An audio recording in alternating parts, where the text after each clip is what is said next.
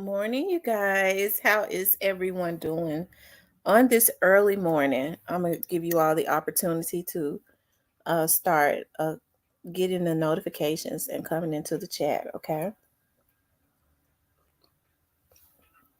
I came on like maybe 5 or 6 minutes early.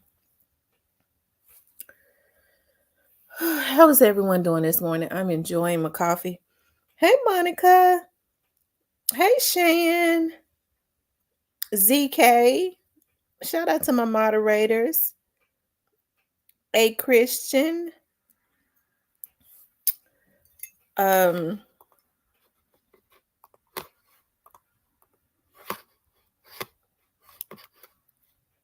yeah, shout out to my moderators. You guys, I'm going to take um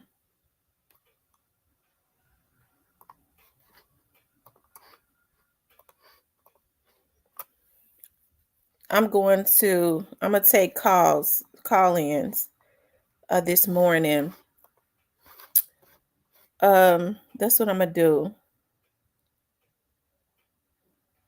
Hey, Teresa Williams. Hey, Yam.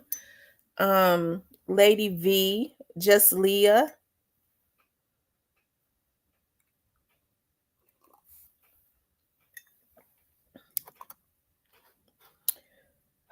Wow.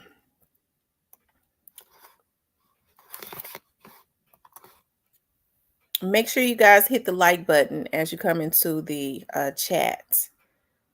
Make sure you all hit the like button.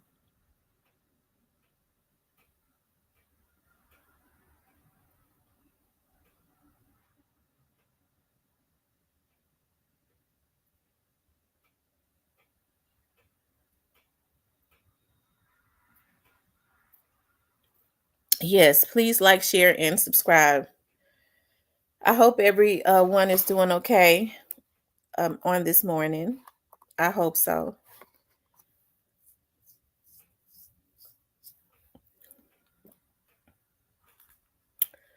I hope y'all had your balanced breakfast. I'm not a breakfast person.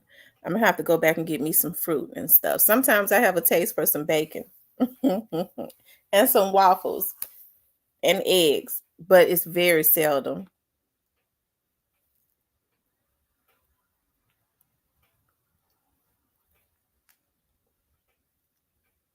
You guys, please hit the like button.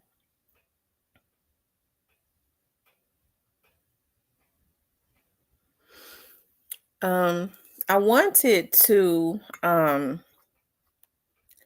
talk about it's time for Memphis to call in the National Guard.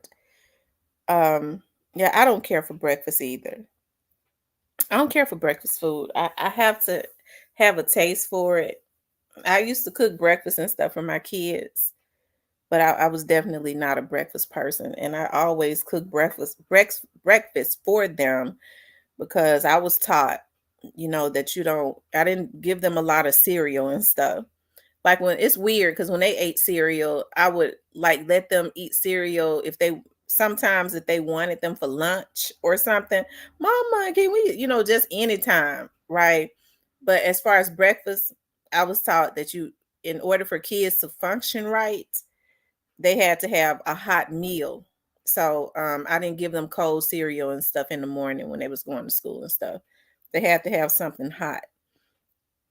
Child, I don't know why those what the old country folks did, and I just kept practicing that. ZK says the community got to petition the mayor. The community has to petition the governor. It's the governor. Just Leah says more of a brunch person. Yeah. Um, that's normally what I do. I normally eat around lunchtime, but I have to have my coffee. I have to have my coffee. I wanted to talk about it's time for Memphis to call in the National Guard. It's unfortunate that a police officer, two police officers were shot up. And one lost his life, and a 18-year-old suspect lost his life, right? Hold on, you guys. I want to.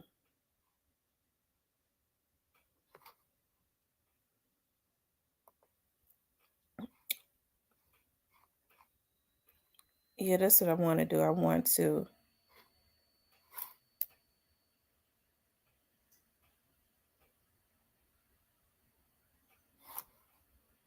I want to show what happened. Hold on one second. It's crazy to me, you guys.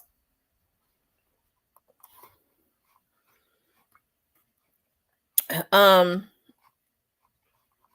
because not only did the officer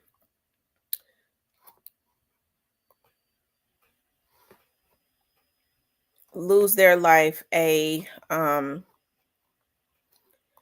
18-year-old lost his life, and I think a 14-year-old was involved. I think.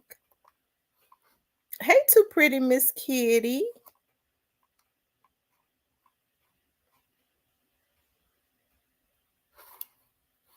Memphis police officers were hurt in the line of duty earlier this morning in Southwest Memphis. Folks, we are getting brand new information just in from detectives.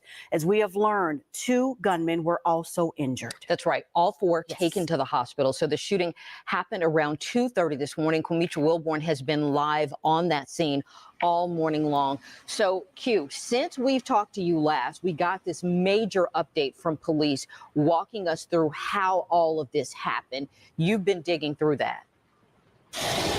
Absolutely, Zanetta and Jarita. So this list or these details kind of really provide information or a timeline of what took place here. As you can see, the scene is still extremely active, and we have now learned TBI is investigating the shooting. So, like you mentioned, we are hearing that not only were 2 officers shot, but we're also learning that the 2 suspects who allegedly fired at officers were also shot as well. So here's a breakdown of what police are saying happened. Around 2 o'clock this morning, MPD says officers responded to a suspicious vehicle call at Horn Lake Road and Charter Avenue. When officers approached that vehicle, they say they were fired upon. So those officers returned fire.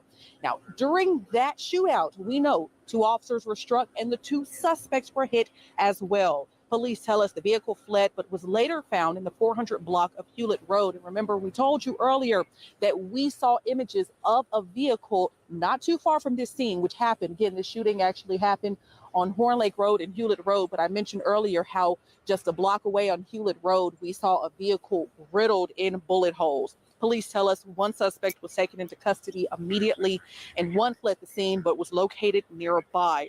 The 2 officers were taken to Regional 1 and both the suspects were transported as well. They tell us this is an ongoing investigation and that the district attorney has been notified and TBI is conducting the investigation. Now, one detail police have not given us just yet is the current status of everyone or their condition of everyone who was involved in this shooting, who was shot. We're still waiting to hear back on those details. But like I said, this is a very developing story.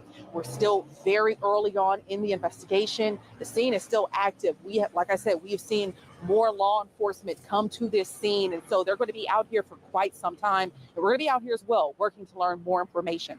Reporting live from Wilborn, WREG, News Channel 3. With the sun starting to come up, you can get an even. Hey, Big True that. Okay, y'all. I think Horn Lake and Hewlett Road, I think that's around the Westwood area. Big True that in Hewlett and Horn Lake. I know Horn Lake runs all the way to Westwood, but in Hewlett and Horn Lake around the Westwood area, let me see. I think it's around the Westwood area, definitely the 38109 area.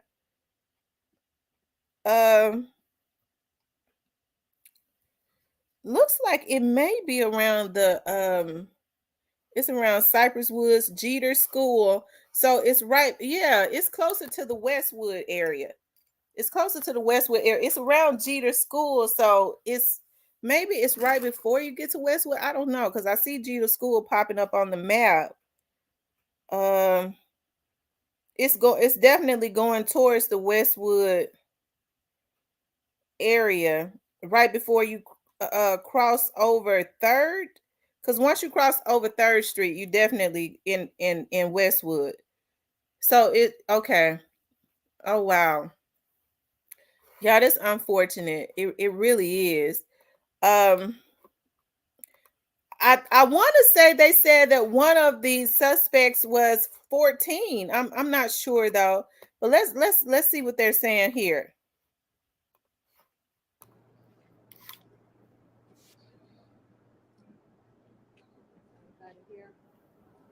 All right. Y'all tell me when. Can you hear me? Okay. This morning, the Memphis Police Department, the men and women of the Memphis Police Department are hurt right now. As chief of police, I am hurt right now. At once again, senseless deaths in our community by gun violence. Today we are here not just to talk about what happened last night, but to make an appeal to our community that gun violence has to stop.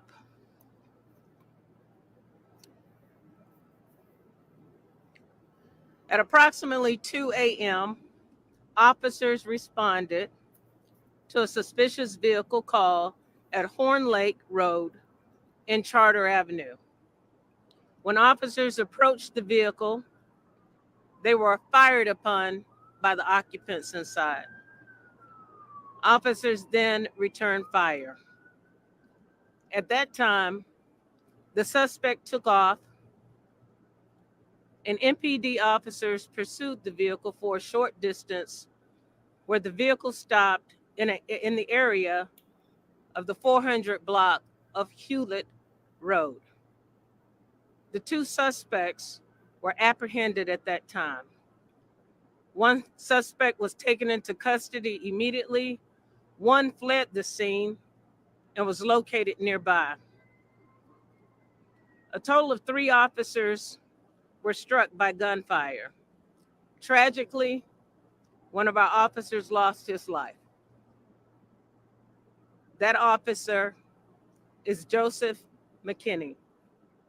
He was assigned to the range station, Alpha Shift. The second officer was brought here to Regional 1, but thankfully, he has been upgraded to non-critical condition and he's doing well. The third officer was treated on the scene and is in stable condition. One suspect was 18 years old and the other suspect is 17 years old. Both suspects were transported to Regional 1 in critical condition. Both of them sustained gunfire as well. One suspect has been pronounced deceased. The 18-year-old suspect was arrested in March 2024 by MPD in a stolen vehicle with an illegal modified semi-automatic weapon with a Glock switch attached. The Glock switch converted the weapon to a fully automatic machine gun. He was also charged at that time for 2 stolen vehicles and having a programming device commonly used to steal cars. The suspect was released at that time without bond. We have notified the district attorney's office to assist in this investigation, and we have also contacted the TBI, and they will be conducting a full investigation and is out on the scene at this time. We ask our community to continue to pray for our officers as they do their work valiantly and with honor every night. So thank you. And at this time, we will have a few questions, but we also want to hear from our mayor too, Mayor Paul Young. Thank you, Chief. I think the Chief said it accurately. We need a community call to action. We are heartbroken of the lives lost, um, our fallen officer, and this senseless act of violence. We know that we as a community have to do more to hold violent offenders accountable for their actions. Even our young people, we have to make sure that we are pressing for accountability. Um, we want to protect our community. Our young people are dependent on us to get this right, and we need urgent action from this whole community. We stand with the families of those that have been lost to violence, to MPD. Our officers are hurting. Our heart goes out to them and their families, and we mourn together and we stand in solidarity as one community. Um, but I want to reiterate that we do need community action. The only way we can reverse this thing is that everyone plays a part. We need our parents to step up. We need our churches to step up. We have to be the village that is going to protect this community.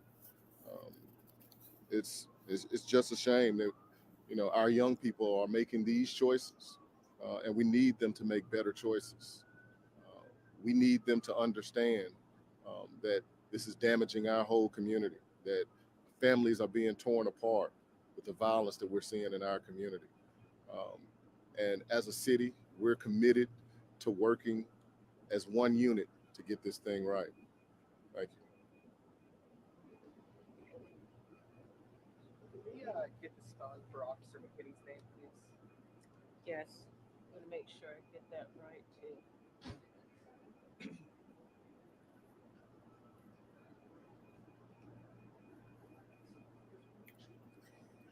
First name is Joseph, Joseph. Last name McKinney, MC capital Kinney. So this is a suspicious vehicle call. So what caused officers to make the stop in the first place? They didn't make the stop. It was already sitting there. It was called in to the officers to check out the vehicle. So what was suspicious about the vehicle? I don't have that information right now. Anytime my officers are called to a scene about a suspicious, it's their responsible to respond and check out what the situation is. Who made the call? We're not sure, sir. How long has the officer been in the department? He joined the department in 2020, so approximately 3 years. Which of the suspects died? The driver of the vehicle, I believe 18 years old. We have their names? Not at this time. You said one suspect is deceased. Is that the 18-year-old? 18-year-old. Last question. Last question. What is your parents when you've got two teenagers that were involved in this, an officer who's dead? What is your take on parents kind of helping them? Well, we're not just concerned about, our officers. We're concerned about the public in general. You know, this could have been anybody, and we're just really, really disturbed at the boldness and the use of weapons in just all these different situations that we're seeing in our community. We have a family that's grieving now. We have a wife that's grieving now. We have the family of the suspects that are grieving now. And as a community, we have to do better. We have to, ensure that parents know where our young people are at 3 o'clock in the morning. And we need to work together as a community to do whatever we can within our breath to work on reducing gun violence in our community. So this is a very tragic situation.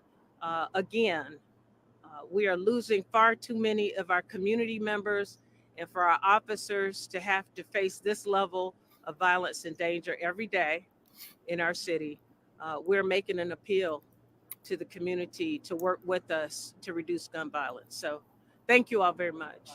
Thank you. Just one more question. I just wanted to make sure I was clear. There were two suspects involved, and then one died, and the other one's in custody. Correct? Yes. And that's everyone. That's it. That's as far as we know. They're still out on the scene. Thank you. Thanks, sir. How soon can we expect other updates? Okay. Are we expecting any more press ups today? Probably. Okay. Okay. Thank you.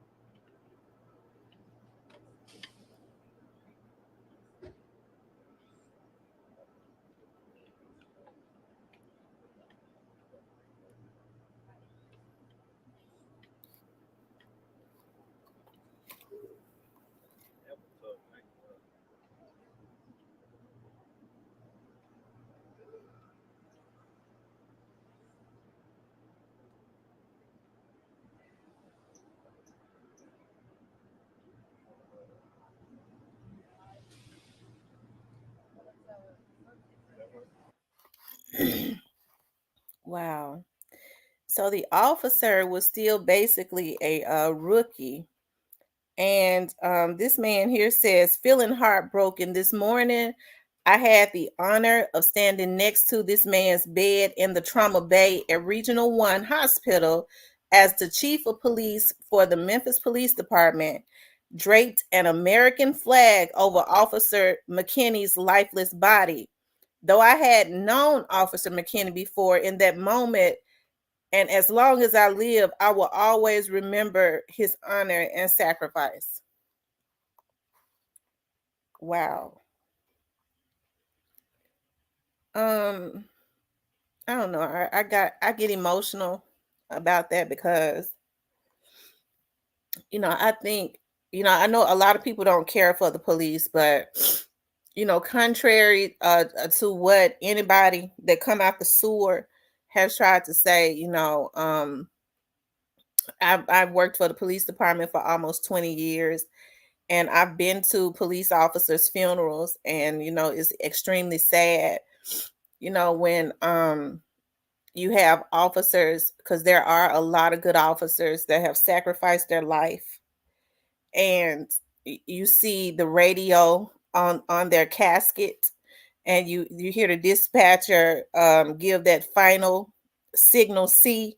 It happens at every funeral when the dispatcher says, the final signal C. That means it's over forever.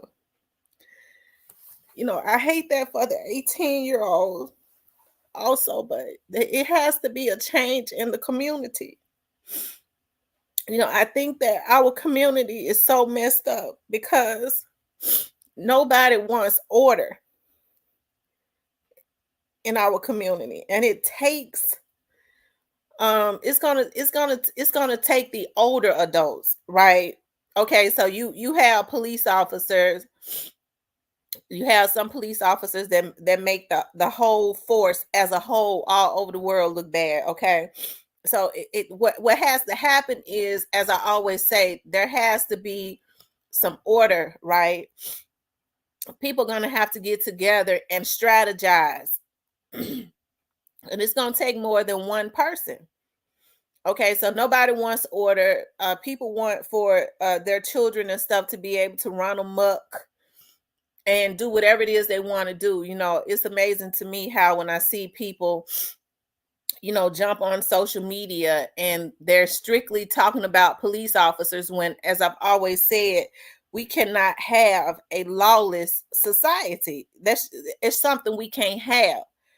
It's a lot of stuff that goes on, and because of the privacy laws and things of that nature, they dare not. It cannot be on the news. So when you see children coming in there because they have been violated, and you start wondering about dog, when they resist arrest. I went through the academy, so they teach you how to use force when you resist. We had to have practicums. We did practicums and stuff like that every day, right? Where they brought people in from the TAC unit that was pulling our hair, that had us locked in a chokehold. You know, we had to do that because that's what happens on the street. They had to do that to us, and we had to fight our way out of that, right? And so, you know, I think things are a lot worse now, and I know it is, than when I actually went through the academy. But hey, it's got to be a change within our community. That police officer is was a human being. He had a family. He has a wife that's grieving. He's died on duty. All he did was, you know, I think the way that the mindset is now, people are so twisted, you know, that, well, why them police officers had to go and check their car. Okay, if you have somebody in the community to dial 911 and they see suspicious activity, those officers are obligated, because that's what they're on the clock for, to go and check that out, right? And so you have a 17 and an 18-year-old that feels like that it is okay. Unfortunately, they felt like it was okay to shoot at the police, because you see all of this BS all over social media. And that's why I say we have to be very meticulous about what we put into the atmosphere, because I think what a lot of these adults are projecting is single-handedly the reasons why a lot of these younger adults and these young children are losing their lives. Like what we put into the atmosphere. I think it's a darn shame when you see people in their 30s and 40s and 50s that want to jump on social media and talk about, well, you know, we don't need police because they want to be able to go rape all the women and children and stuff without there being any repercussions. So, I mean, it's easy for people that are invested in crime and believe in violating to sit up and consistently talk bad about the police, right? You know, when somebody talk about how they was arrested, well, you know, the police didn't have to arrest me. I hate the police. I wish all the police would die. They're not going to tell you about their long criminal history of all of the things that they've done to violate their community and their crimes against other people. So that's why I say there has to be some order within our community, right?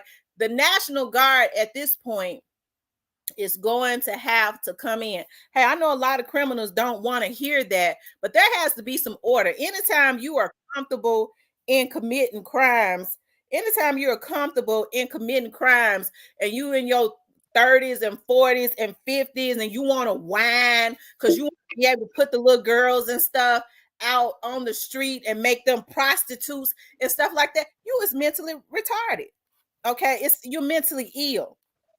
But I feel like one of the reasons why that the governor has not put money out there to bring in the National Guard is because Memphis is majority Black. Memphis is majority Black. If it was anywhere else in Tennessee where the city was somewhere like Knoxville, okay, and all of the crime was going on, and the community and the activists or whatever, or the leaders asked for the National Guard, I believe the governor would have been signed off on it. But because Memphis is majority African American, 76 African American, they don't give a damn if we kill off each other. It would be better for them. And then you got some Black activists. Well, you know, we don't need the National Guard. Well, why not? The National Guard might kill somebody. Well, hell, everybody out there killing each other now. If an activist is not talking about solutions, we know that poverty ignites crime. We know that the parents are going to have to start being leaders, especially your son 17, 16, 15, all of that. There has to be a curfew with minor children, and it has to start at home, right? But we understand that poverty ignites crime. If these activists, if these leaders that are elected is not trying to do anything to call order to Black people consistently losing their lives, stop this, help to eliminate a lot of the poverty that is in Memphis, because Memphis is a majority Black city, then we don't need them. Okay. So that's why it has to start there. Hey, I'm all for the National Guard coming in. You know why? And enforcing the curfew. You know why? because hey, it's gonna have to be some order. It's got to be. Well, you know, the National Guard, they be hard on them black men. This where they killing each other. You rather see them dead? Okay, so I feel like the governor, I understand that the National Guard has to be paid. When you bring in military police, the governor has to, for each day, in every military police, for each day that they are in a city. Governor don't want to pay the military police because he don't give a damn, even though he's the governor over the whole state of Tennessee, or to Black City, okay? And he don't care. That's how I feel about it. He don't care. What's going on, Vanessa?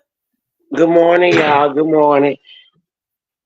So what you Yeah, think about this situation with the officer losing his life with the 18-year-old? Rest in peace to the I don't know if it was a 17 or an 18-year-old that lost his life because the officers fired back. But what you think about this situation? like I said, I told you this before. It's like our youth is taking over. They don't care about the youth because you send them to juvenile shit. They calling you within an hour to come and get your child. So it's like it's no punishment for them. And like you said, yeah, we need the National Guard. We need somebody because they killing each other off. They don't. These young folks do not care. They have not a care in the world. Why do you think that young folks don't care at this point? Because they on all types of drugs. I mean, you got kids out here that's crushing up pills, not pills. You got kids out here that's drinking syrup juice. They doing everything that, and I can't say that it's all parents because like I told you before, it don't matter how you raise your kid, they gonna end up doing what they want to do. Someone was raised in good homes and someone wasn't. The ones that wasn't raised in a good home, they the ones that's the roughest. They the ones that want to oversee and pull the other ones in. And hey, it just it's sad. It's sad. And they act like they scared of the youth. They act like they scared of these young children. Mm-hmm. They come what? over here. There's a judge. There was a lady talking about the teenager that's like 15 years old that actually killed, I believe, that actually killed a minister or a lady that was out in her yard. They owned or no, attempted to kill a lady that was out in her yard. The lady is still not doing good. They only gave him $100,000 bail, and she said that that his folks got him right out, and he back out doing the same thing. He back out doing the exact same thing.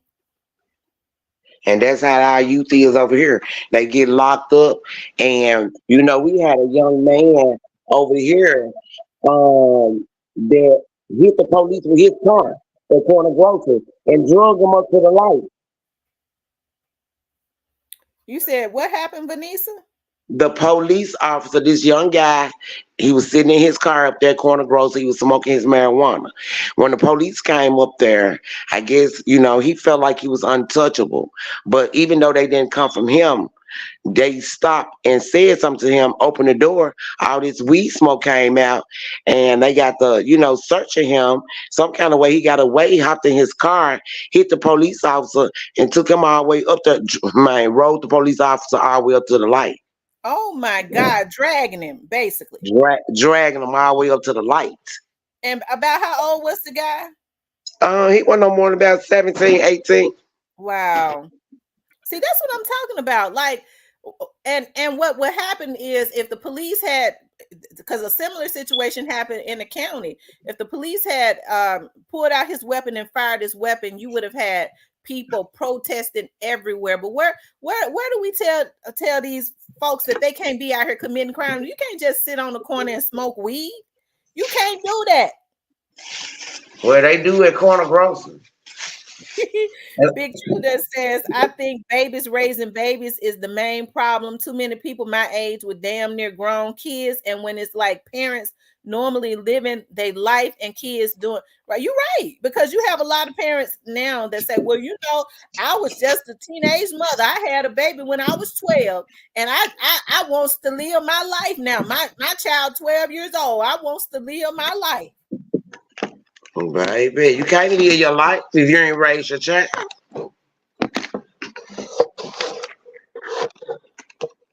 You can't live your life if you ain't raised your child.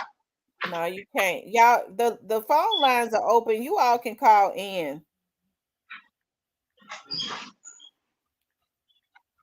The number is and we're keeping it on the subject. The number is 901-479-7297. We're talking about it's time to call in the National Guard in Memphis, and 2 police officers were popped at, and one of them has unfortunately lost his life, and one of the suspects, they're saying the suspects was, one was 17, one was 18. I don't know which one lost their life, but rest in peace to them.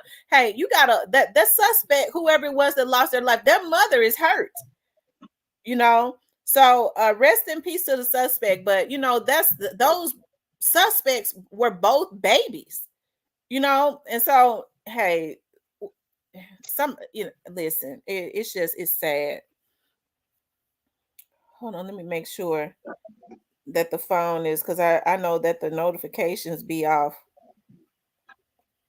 Oh, okay. So, because somebody sure just called. Let me turn the notifications on, y'all. Okay, so now you all can call. Let me see. I'm gonna call this person back.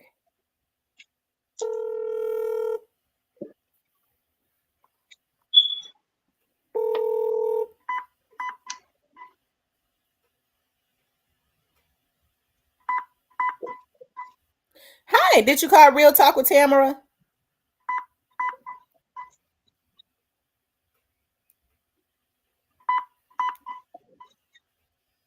Hold on, y'all. Y'all know I'm just learning how to work these phones.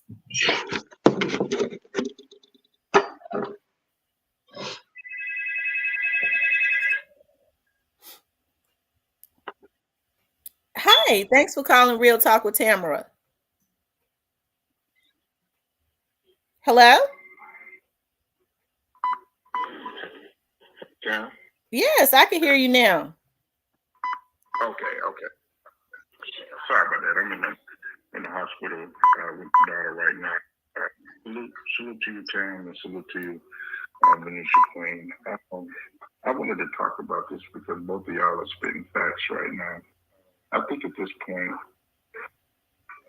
the damage is too much because when we look at our community right now, we got to be honest, Tam and Venetia. They're looking at us like we're crazy because we over here killing each other, even taking it as so far to kill another officer, down another officer who is a part of our community.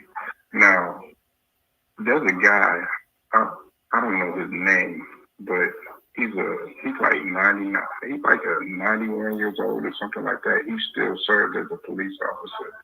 And this guy goes out in the community, this, that, and the third, and they don't touch him. He doesn't even take anybody to jail. If you get in trouble or something like that, what he does is he'll take you to your parents or something like that. Of course, we have officers like that, like what you were saying. The unfortunate thing is that we got collateral damage in our community, in our society. So, like what Queen Venetia was just saying, when you got people up in here crushing up pills, snorting it up their nose, when you got people up in here sipping syrup, putting any type of chemicals in their brain, there is absolutely nothing that can be done except for maybe bringing in the National Guard.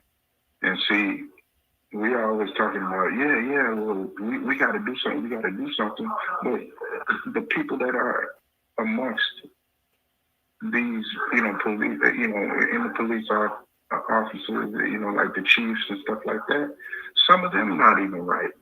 Mm-hmm. The politicians, stuff like that, some of them not right. Right. Now, if we have, people like you, Tam, or Venetia that will come up in there, affirmative action, do what's necessary just to clean house, it would be much better. But everybody don't have that mentality. Everybody wants to still try to be criminals and Oh, he gonna do it. trying to put on this persona like they would, and I think that that's what's destroying our community, as well as I think somebody, I think it was you or Venetia that said the parents. You know, Precinct, y'all wouldn't believe that they said that the guy that shot the police officer, they just called me. That is my cousin, y'all. That's my first cousin that shot this police officer, killed him because they pulled him over in Horn Lake. They just calling my phone. That's them cousins calling in Oh saying, wow. they ain't killed Fatty's son. That's my cousin CL, which is Black Youngster Uncle. That's my first cousin. Oh my. Oh my So, God. girl, they say he got pulled over in Horn Lake and he got to shooting at the police and he killed the officer, wounded another one, and they killed him. Oh my God. Oh Y'all, my. my first cousin, y'all. Wow, that's so sad. That is so sad. I'm wondering why they constant calling my phone. They just constant ringing, but then Stephanie's son died this morning. My other first cousin, BB, he died. So it's like my family just really catching it right now. Yeah. well, I know you got people, Brother Nan, Tam, and Venetia, but I just want to send condolences out to the family of the guy that lost his life, and the officer that lost his life, and God bless y'all, and thanks for having me on. Thank you for calling in. Oh my God, girl, I just can't take this today. Hey, thanks for calling in to okay, they hung up. Whoever it was that was calling in, you all called back. And y'all know it's taking me a minute. I'm figuring out how to work this thing too. But if you just call in, call back. When I finally answered, they hung up. But they have been ringing for a minute. Oh my God, girl, this is so I'm really sorry to devastating. hear that, Vanessa. I am. I'm really sorry to hear Yeah, that. I was wondering why they constant ringing his phone like that. Creasy said that they said, your cousin did. I was like, oh, Fatty's son. So he killed the police and the police killed him. That's just too much. That's just Oh too much. wow. How old Whatever. now? Which one was he? The 17 or 18-year-old? This was the one that did the shooting on Horn Lake with the police officer. I know, That but is how my. old was he? I'm not sure how old he was. I'm not sure. Okay. Lauren says, sorry for your family's loss today. That's a lot. Yeah, it is. I hate that. But my thing is, what was it that was so bad that made you get stopped by the police and want to start shooting? Whatever it was, I don't understand. I just don't understand. Yeah, they said what happened was a citizen called of a suspicious vehicle sitting off on the side of the road somewhere. A lot of times when people are sitting in vehicles, people are afraid now. If you're sitting in a neighborhood, they might go, oh my God, who was that? Oh, it was a stolen car. And so when the police pulled up, to just check it out, they started shooting at the police. That's very Yeah. unfortunate. Yeah, that's that. I mean, hey, they put themselves in that position. I'm sorry for my cousin lost, but sometimes, like I just said with these young people, it's not, because my cousin, I'm quite sure they didn't raise them to be to steal cars, because they are a real church going. His grandmom, his grandfather, they own property. So I don't understand what was the purpose of you going to steal a car. Mm-hmm. Oh wow. But you can only raise your kids. They're gonna do what they want to do. That's just point blank period. Girl, this just done took me down through there this morning, baby. The phone just ringing. Yeah, you called to tell me that, and the whole time that's my little cousin that died. Wow. Thanks for calling into Real Talk with Tamara. Can I help you? Hello? Yeah, I got you, baby. Give me 1 second. The phone That just is crazy. that is They crazy. I hate that. yeah, our youth is really, we losing our youth. We don't have Hello? anything for them. Please press 1. to connect you. I'm trying to call that 901 number back because I had two numbers calling at the same time, y'all. Y'all know I'm having a hard time working this this app phone.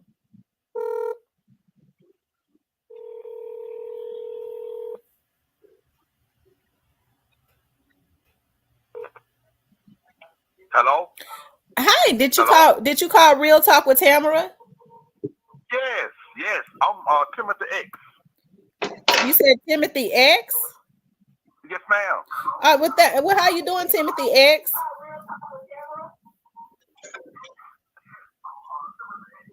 Yeah, I'm still on the phone. Yes.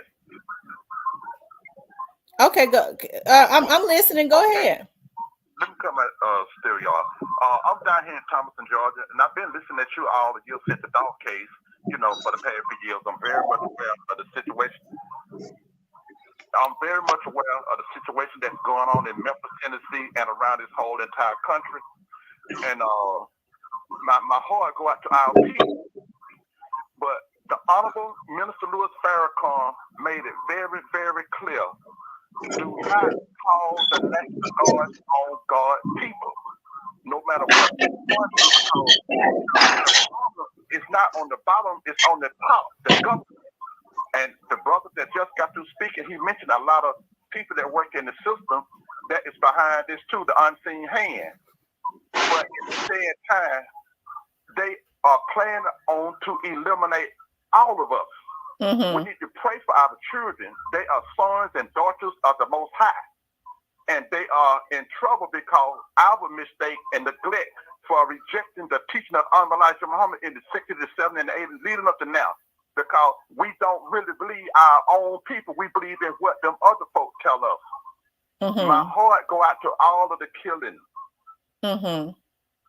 And it's like this, my beautiful sister. We don't have no more time. Mm-hmm. It's white men getting on their own YouTube talking about the wrath of God coming on them for what they have done to God chose people, the black people. Mm-hmm. We have love for these great warriors and brothers and sisters in these streets. It ain't no jobs for them. This country is gone. I spoke to an audience of 187 Caucasian people 3 weeks ago, and the name of the show was EZ. He's a rapper like Eminem, and they were talking about bringing back the lynching and lynching black folks. And now I told them down here in Georgia, y'all just lynched a black man 4 weeks ago. He was 19 years old. In Chicago, the police just shot a black brother 96 times for nothing because he didn't have a seatbelt on. They killing us. Mm-hmm. We don't need that National Guard. The blood will be up to the horses brighter. Let Netanyahu, let all them devils do their bidding on their level, which is affecting us on our level. The Honorable Elijah said separation. That's the final answer to our solution and problem to this situation in the United States of America. Separation. It's good they calling for reparation, but we need land where we can build and create jobs for our children. We are the educated ones. You is a beautiful sister. You got a beautiful platform. I have been following you a long time and never said nothing. But I was listening to the program today about even the young sister said someone in her family just shot and killed the police. They've been killing us. And they got trained police that went to Israel, told by Israel how to come and kill the black brothers in the black community in the United States of America. It's a white lady just left Atlanta, Georgia about 2 months ago. She's a Jewish woman. She said, our greatest threat to white supremacy is the black man and black woman in America. In America, we are God people. You are God people. How do we? Our sons and our now it's gonna get dark. How from our great leader, the Honorable Mr. Louis Farrakhan. Well, let me ask you this. His God's leader and teacher, his Lord, the Messiah, the Christ on the mother plane. And once his feet is lifted up off this earth, it ain't gonna be nothing but bloodshed. I love you, sister, and I got to go. Stay strong for your black community and pray that they get justice for Dawg, justice for Nipsey Hussle. Pray for justice for all these brothers and sisters that been killed in this hip hop culture. ran by Satan. I love you. Keep your show rolling, sister. We need people like you. And that beautiful sister we're hurting right now, we're fixing her cough or whatever she fixes. We are hurting people. I'm in a small little town below Atlanta, Georgia, and I'm 66 years old, finna be, 66 in 4 months. But I've been on this mission a long time. We at the end of the world now. Don't sell our black children. Master Farad Muhammad do not like that. These devils, they are behind all this stuff. They are ready to kill us all. Those who got these parts. Oh, what happened? Hold on. I'm trying to answer the next call that's coming in. Shoot, I don't know how. I don't know what happened to the young man that was on the phone. But we appreciate you calling in, sir. We appreciate you calling in. He had a lot of valid points, and I do like a lot of the teachings of Minister Farrakhan. I do, and I definitely appreciate the young man calling in. We lost him on the call. Hell, I don't even know how to. Hold on, y'all.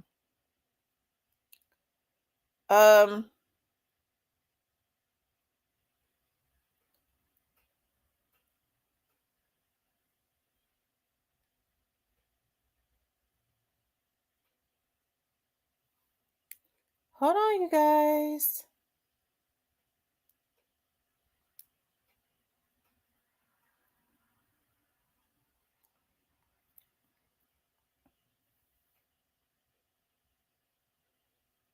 Hold on. I think Vanisa's phone is she got family that's consistently calling her.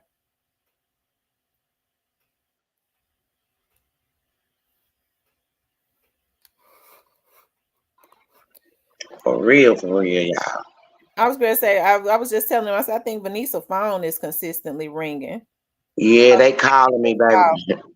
They calling. We got 2 cousins dead, y'all, within 1 week.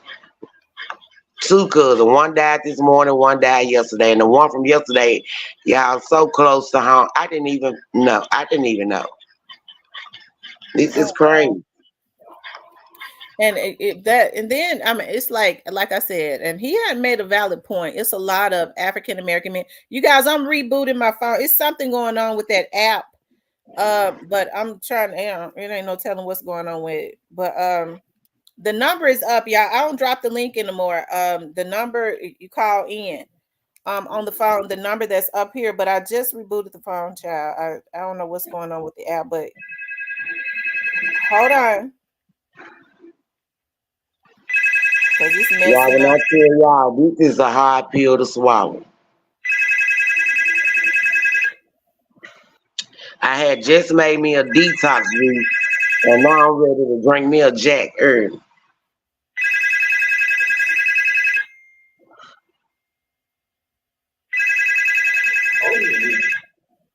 You come? Damn, let me find out. Who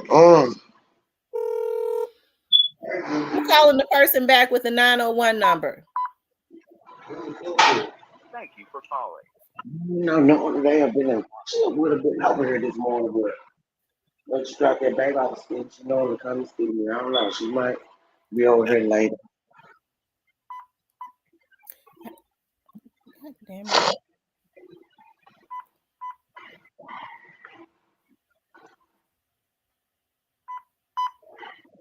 Hey, thanks for calling Real Talk with Tamara. Can I help you?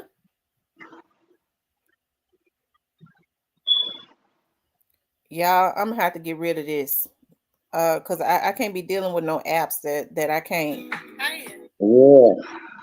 That's hard for me to deal. Hell, you're supposed to be able to just answer the phone. And then it's a free app, so it's got a lot of different Yes, and when it's on free apps, yeah.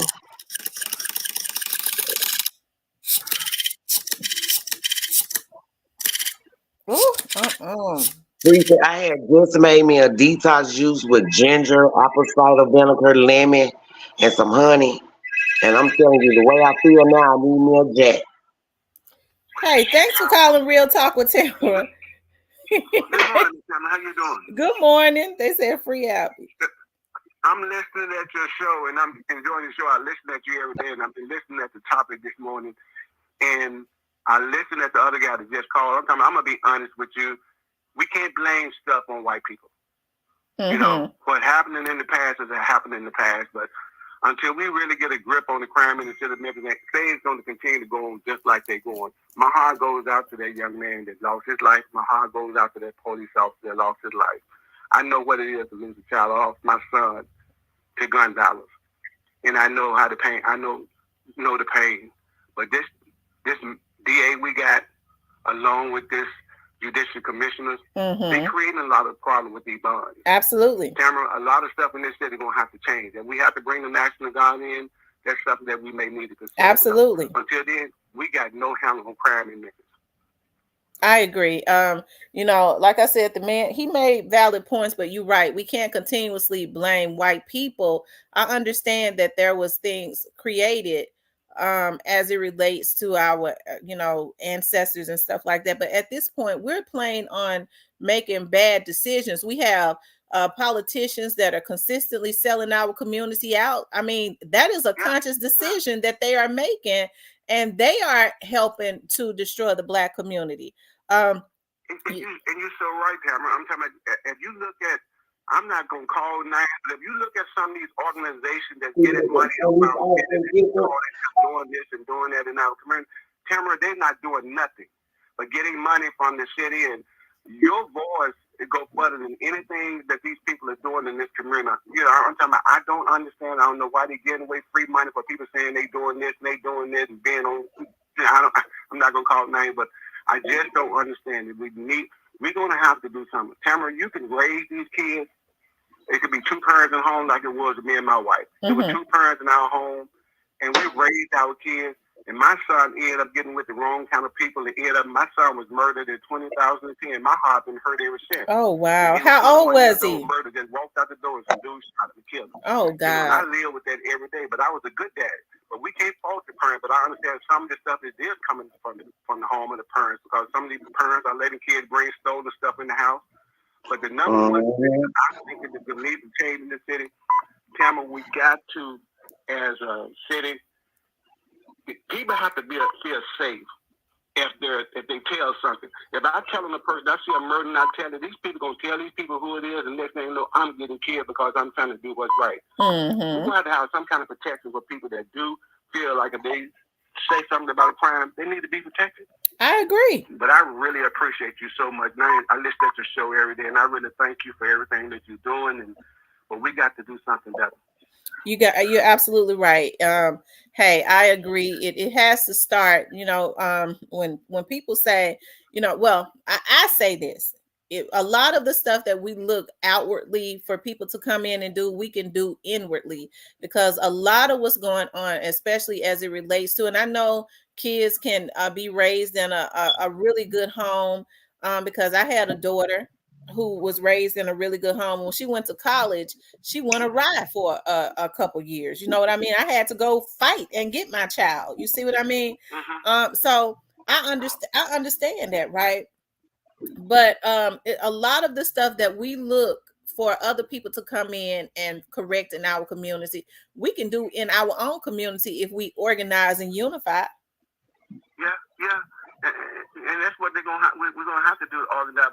But the wrong people are organizing. I'm talking about you got that right. Really know how to fight and crime and do things that they need to do, but the mayor and then the city officials, they won't put these people in place because it's people that they don't like. You're absolutely right. Bypass who you don't like, and if that person is good to do something, then allow this person a chance to do something. I advocate for my neighborhood every day where I stay at. I'm talking about I broke up a fight yesterday. Some young kids beat a schizophrenia girl almost to death. Oh my God! But I was afraid. Couldn't pull up my weapon because I would have got charged, but I did the best I could to break it up till the cops got there. But Tamara, we can't get in nothing because we're afraid, and we're to the point now where you damn if you do and you damn if you don't. So I don't know. What you saying? We started downtown at the city hall, and we started at the governor. The governor's doing like he's doing a lot of things to implicate certain laws that designed just to kill Black people. You're absolutely right. He is the one. He started it when he changed those gun laws. Yeah. Most definitely. And, you know, and there's gonna be another whole can of worms. So now this opened up. I mean, I really appreciate you so much, and I'm gonna say this. You know, I just love that picture of you with that. Your profile. Thank you so much for the support that you are, and you have a blessed rest of your day. Okay, you too. Thank you so much. Shout out to that. I think that was a fellow Memphian, but he is right. Like I always say, well, my dad has always, my dad used to always say, there has to be some repercussions for Black people. Us putting them in office, and then they get into office, and then they sell out the Black community. That is exactly what is happening. But there also has to be some order within our community, also, right? Nobody is going to take the Black community seriously if we're consistently taking each other out. That's why people feel like that they can take out innocent people and get away with it, because they feel like it ain't no order in the community anyways. We don't care about each other, and then we get out and then we riot, for one day we start looting for one day, which is what they want. And then hey, it's right back to business as usual. There are no solutions. I don't even like talking about anything if there is not a hardcore solution. But like he said, they getting people in certain rooms that's not coming up with solutions. Hi, did you call Real Talk with Tamara? Sure did. Hey, how can I help you? What would you like to say? All right. I'm Mississippian. I'm all the way on the coast. You know what I'm saying? Okay, what part of Mississippi? Is that down? Well, you passed Jackson, Mississippi, right? Because that's 601. Yeah, I'm on the coast. I'm Oh, down by Biloxi and Goche? Yeah. Okay. And what I wanted to say, I see the problem. You know what I'm saying? I'm on the outside looking in, but I see what has taken place in the city of Memphis. Okay. Now, as far as the National Guard, we need the Black Panthers to go through your city and have like Louis Farrakhan to speak. But we need I hear y'all say one I need to be working on that. It takes the people of the community to go out and clean up the streets. But you gotta go in there with some power. Cause they ain't gonna want to listen to y'all. You know what I'm saying? You gotta go in there with some power to these kids will listen to. You know what I'm saying? The Black Panthers would be a good solution for a million-man march through the city of Memphis. So that's what I think will be, because so when you say the Black Panthers would be a good solution, so what do you envision the Black Panther party being able to do? Go through every neighborhood and get the youngsters out and speak with them and march with them and talk with them and show them that you care and show them you care about what they're going through. You know, when you got powerful Black people, they'll listen. Okay. But they ain't gonna just listen to anybody. You got powerful Black people going through there and showing that they really care about their situation or what's going on in that community. They'll listen. But it's a way that you got to show them that you care about what they're going through. They ain't going to listen to anybody. They need some Black, powerful, real militants and a powerful speaker like Farrakhan to go through there and speak to them kids. Well, that's what I wanted to share with y'all, because I follow you. I listen to you. You know what I'm saying? You be on some good topics. You have good topics. I follow a lot of bloggers. Well, I definitely appreciate all of the people that especially from other areas and stuff that listen to the show and call in and enjoy the show. I appreciate that so much. Okay, that's what's up. Well, thanks for calling in. All right. I made a mistake and hung him up before he finished. My finger was too quick. But thanks for calling in nevertheless. He said he's on the coast, so he's down there by Biloxi. Hey, listen, there has to be some type of order. Hey, I understand that, when we start talking about getting counseling and stuff for children, we got to start also getting counseling and things of that nature for um we got to start getting counseling and stuff for their parents also, because what good is it for us if a child has come from a bad home, and there are a lot of kids, all of them don't, that come from bad homes. If we counsel them and we're taught preaching self-esteem and things of that nature every single day, 2 to 3 times a week, what good is that when that child is having to go back to a disruptive home where there's issues with the parents or whatever is going on inside of their environment at the home? Hey, it's almost like it's asinine. So not only do we have to start getting help for the children, there has to be help for the parents or the adults also, because a lot of our people are completely just messed up, and I'm serious. And hey, oftentimes it's like a generational curse. You have a parent who go and have children, and they're messed up because they came from a bad home and they had issues, and so it kind of trickles down on their children or whatever. Like I said before, you talk about slavery of our ancestors. When they were, I love to look at like older documentaries that I find of people that were once slaves. Like they have those old recordings like back in the 30s and things of that nature. And you hear slaves that they went and interviewed. They said when they said slavery was over, they just let us go like cattle. We didn't know what to do. They just said, y'all free now. A lot of them didn't even tell them that they were free for a long time. They made them continuously work. But we didn't know what to do. They just told us, hey, you free, you can go. We didn't have nowhere to go. We didn't know what to do. And so there was no counseling, no anything as it relates to our ancestors. And a lot of that stuff have just kind of trickled down. A lot of the things that's going on now with these people that's selling out and stuff like that. I'm getting ready to say this as it relates to a lot of politicians that we elect them and put them in office, and they feel comfortable enough to sell out. And I don't care what race they are. Memphis is majority Black. Memphis has majority Black politicians. No politician, I don't care what their race is, should feel comfortable enough to be consistently selling out the Black community and there not be any repercussions. There is repercussions in every other community for selling out their community, but there is no repercussions in the Black community because people are able to go, and Black people are very emotional. It's like a generational curse, very emotional and very forgiving to everybody else other than their very own race, because that's what was taught in the slavery days, right? So we don't trust each other. We're not forgiving with each other. We hate what we see when we look in the mirror.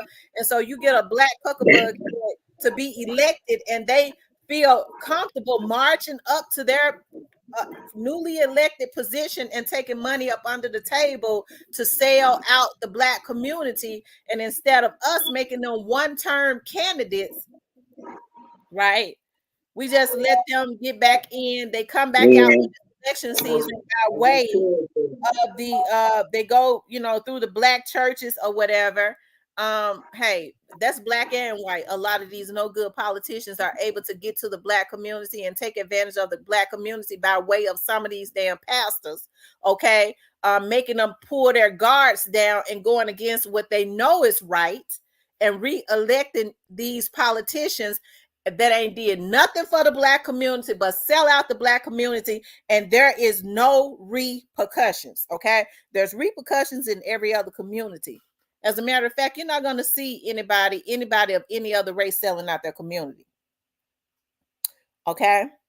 They don't do it because they want to see their community rise. You only mostly see Black politicians selling out the Black community and other races that we put into office selling out the Black community, because they know that the Black community is not united or we're not unified. So it's just easy to take advantage of the Black community, hijack our resources as they've always done.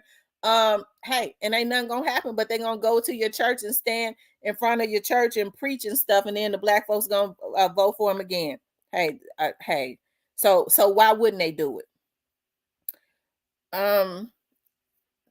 So Witty says the white folks sign petitions and shit to remove us from neighborhoods. Right. Dub JJ, politicians take advantage because we let them. If we don't let them, then they can't. I agree. There is no unification. Okay. And let me say this. And listen, y'all, everybody I like sales, but we got to stop letting people take advantage of us because we want something free. Okay, when I've interviewed politicians and stuff on my TV show, especially when it was election season, you hear them sitting in my front room when they would all link up together. If they were sitting waiting to come in to do their interview, they get to talking about strategies in their campaign. Okay, well, we need to go and target this community, and it's always, especially the Black community, because Memphis is 76% Black. Okay, so this is what we need to do. But hey, what I want y'all to do is call Subway and see if Subway would donate us some cold cut sandwiches, and we give everybody a 6-inch. In order to get them to vote for us, we got to give them some free. Let's call Walmart and see if we can get Walmart to donate us. And I promise to God, this is the truth. See if we can get Walmart to donate us something. They understand if we give them something free, all you got to do is give the Black community something free, and it ain't got to be nothing but some government cheese. They gonna vote for you regardless to whether you've done any good or not, y'all. Hey, we got to stop letting people do us like that. Like I said, we got to sit down and learn how to deal with each other, right? It's our community is messed up. It is. Hey, but it's not gonna, for me to continue to say our community is messed up, it's not bringing any solutions. Okay, so I've said it, our community is messed up, and but there has to be some solutions. First of all, our attitude has to change, right? Our attitude about a lot of stuff has to change. Nobody is making us be crabs, having that crab in a barrel mentality. We got crabs in a barrel mentality. Our community has to change first as it relates to our race, because I mean, we're our biggest problem at this point. Reginald says, you're right.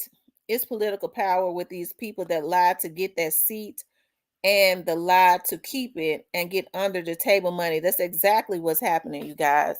So listen, hey, like I said, there needs to be some solutions. And it can't be the same people.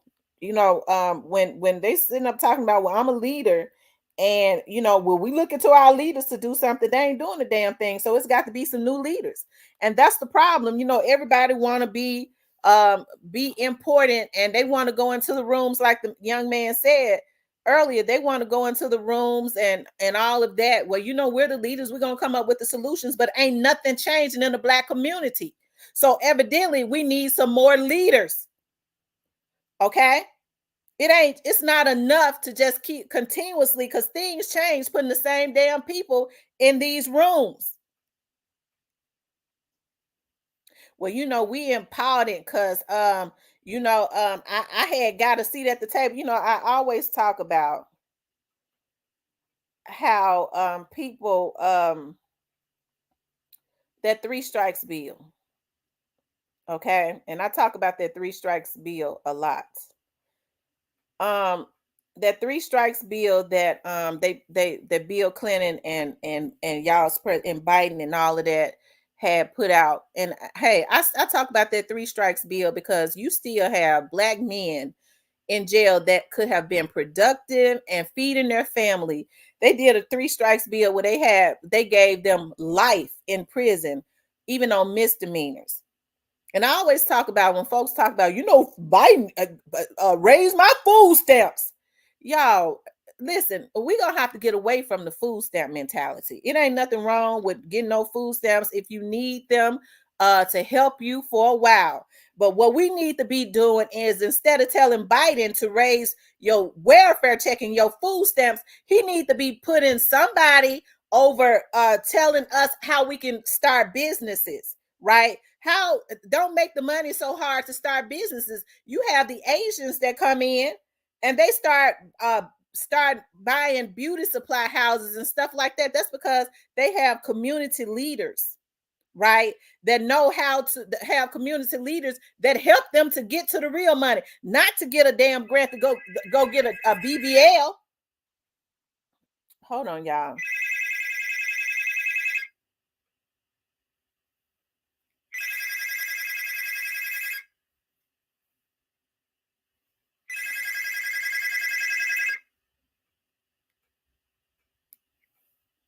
Hey, thanks for calling Real Talk with Tamara. You're on. Good morning, T. Good morning. How are you? I'm good. Well, I just want to first send my condolences to the lost first two family members. That's a tragedy, and I do sympathize with her and even the officer that lost his life. But it's long overdue for us to come together as a people and to see the play and to wake up and to do something about it and stop expecting people to take care of us. Mm-hmm. Because it's not working. I agree. You know what hurt me? Politicians and what people don't understand, the industry, the government, the street gangs, all that crap is linked and tied together. Mm-hmm. They're making money off of these deaths, off of the crimes. I can go on and on and on. We got to wake up. I agree. And I totally agree with you. Like, we talk, and gather in March. Them days are over. What are we going to do about it? Mm-hmm. Because it's just like going to church, and I'm gonna say that it's just like if you go to church and you have you go to church and you get to shouting at church and you go and you get baptized, but the next day, even after you said you were going to change your life, the next day you reverted back after you gotten emotional and all of that and cried and laid out in the floor. The next day you back on the same thing. So that's why I say, let me feel good for the moment type thing. Exactly. Absolutely. Don't just be hearers. Let's put into action. And hold a lot of these so-called national leaders' feet to the fire. As I've always said, you don't see people like Al Sharpton unless there is a media frenzy. It's Black men and women dying in the streets, in the hoods every single day, but it is not national. So you don't see the Al Sharptons and stuff. I still get mad about when I saw how a lot of people, national people, took advantage of Tyree Nichols' mother. Now she's left with the pain of what happened to her child, but you had these national leaders because it was a national. You had a preacher who Al Sharpton ain't even got the character to be up in a church preaching, bragging about Al Sharpton preached in my pulpit. But what has he done for Black people? Exactly, and that's what people got to understand when they keep saying it's the same play every single year, just different characters, but the same people at the top. They're part of the Black Boule. Like I said, the industry, the streets, the government. The Black Lives Matters is not for Black people. Never has and will never be. I've never supported, will never, and no one else should support it. The marching got to stop. Put action to it. And people, or if you are voting, you need to do your little homework and see who the people you are voting for, how they're voting, if you're going to partake in it. Because if they're not doing what they need, because they don't That's care. right. And I think that's another issue with. But if I want to choose to let the evil go with the Republicans. Right. I think a lot of Black people. Whatever, he was the Republican that started the BLM, the Black Lives Matter. Mm-hmm. Now he want to be independent. Mm-hmm. You know what? I don't think a lot of Black people don't even know why they are Democrat or Republican. It's something that they heard somebody say, and it's like a generational situation, because if you go back, if you go all the way back to our ancestors, to the slaves and stuff, a lot of them were Republicans, because it was really the Republican Party that agreed to free the slaves. I don't know why they agreed to do it, but that's what happened. And so you had a lot of, back in those days, a lot of Black people were Republican. A lot of us just kind of take on what people tell us we should do. And then it's like a generational curse. Why are you a Democrat? My mama was a Democrat. Why was your mama a Democrat? Her mama was a Democrat. We don't even know why we partake in a lot of this stuff. We just hear somebody say this is what's best for Black people, and we don't do no research. We don't vet. We don't do anything. We just assume that position of being that. won't go to council's meetings, won't go to board meetings for the schools, won't do their little homework, and it's like, why? It don't take much. Won't do sign petitions like the white people do. Your streets are messed up and they got potholes. Refuse to call. Why not? Lights are out. Signal lights are out. Won't call. Now, the people to get it fixed. White people do. Other races do. What's wrong with us? Just let them run all over us, and it's ridiculous. They will. I have to say it. People are lazy. A lot of black people are lazy. I'm just gonna call it what it is. You people are lazy. Don't want to work. Don't want to get an education. Don't even want to take the time to use your little fingers to figure out who you're voting for and what they're voting on. It's sad. Yeah, I'm gonna tell you. I don't want to take up too much time. I'm gonna go back in the chat, but I just wanted to say my little piece. But it's time for us to do what we got to do. Be a change in your community. We can't save everybody, but you individually can do something in your community. Put action behind it. It's cool to gather and pray and talk, but put action behind it. Yeah. Anyway, I'm gone. Thank you, Kimberly. You're welcome, sir. Bye. Shout out to Kim. That's one of my moderators. I appreciate everybody calling in, giving their input. But she's right. I'm gonna tell y'all one of the reasons why I started taking classes and getting taught how to write grants. Right. One of the reasons was because I wanted to learn about it.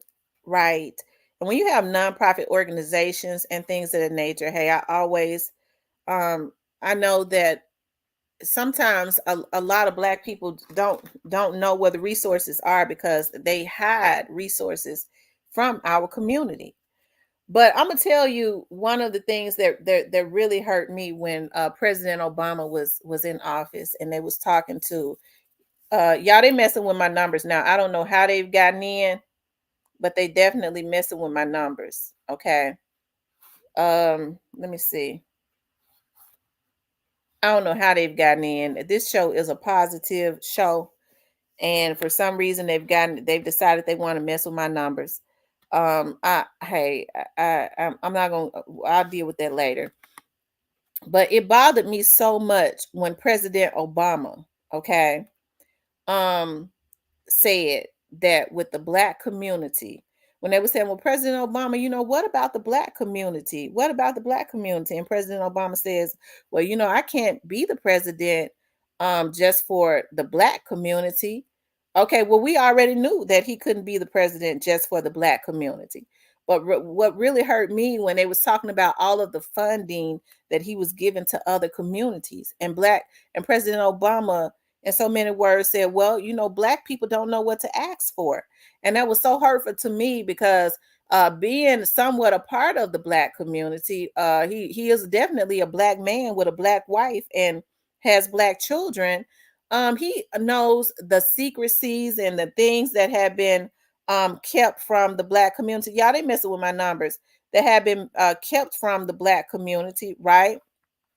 And the things that have been kept from the Black community. And instead of saying, I'm going to put some things in place to make some things available so that Black people can be trained on how to start businesses and how to get funding, because the funding is definitely out there, right? He instead said,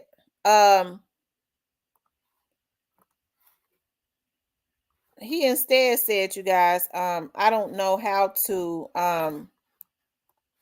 I can't just be, Black people don't know what to ask for.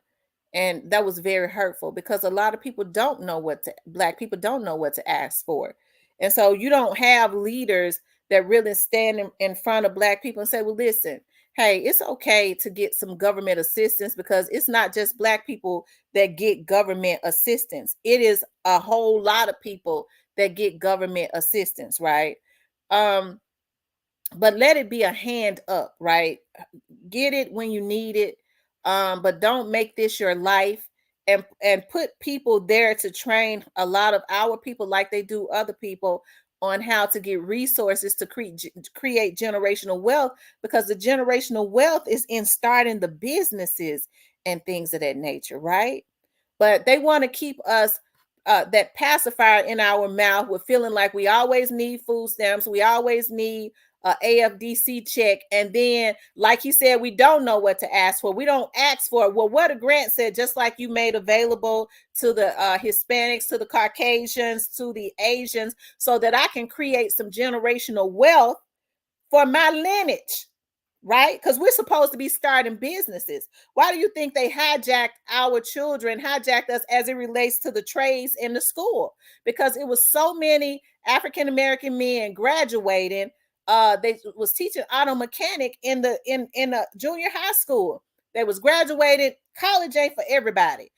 Going and opening up an auto mechanic shop, getting their certifications after they had already been trained in high school and things of that nature. And they stripped that out. They hurry up and strip that program out because it was too many Black people getting out, starting businesses and not getting in debt, right? And not getting in debt. Okay. We're going to college. And so what we do is we sit back and we go against each other, right? We let culture vultures come in and hijack our community, and they take out our leaders, and we participate in helping them for crumbs and shoot ourselves in the foot. This we do all of this.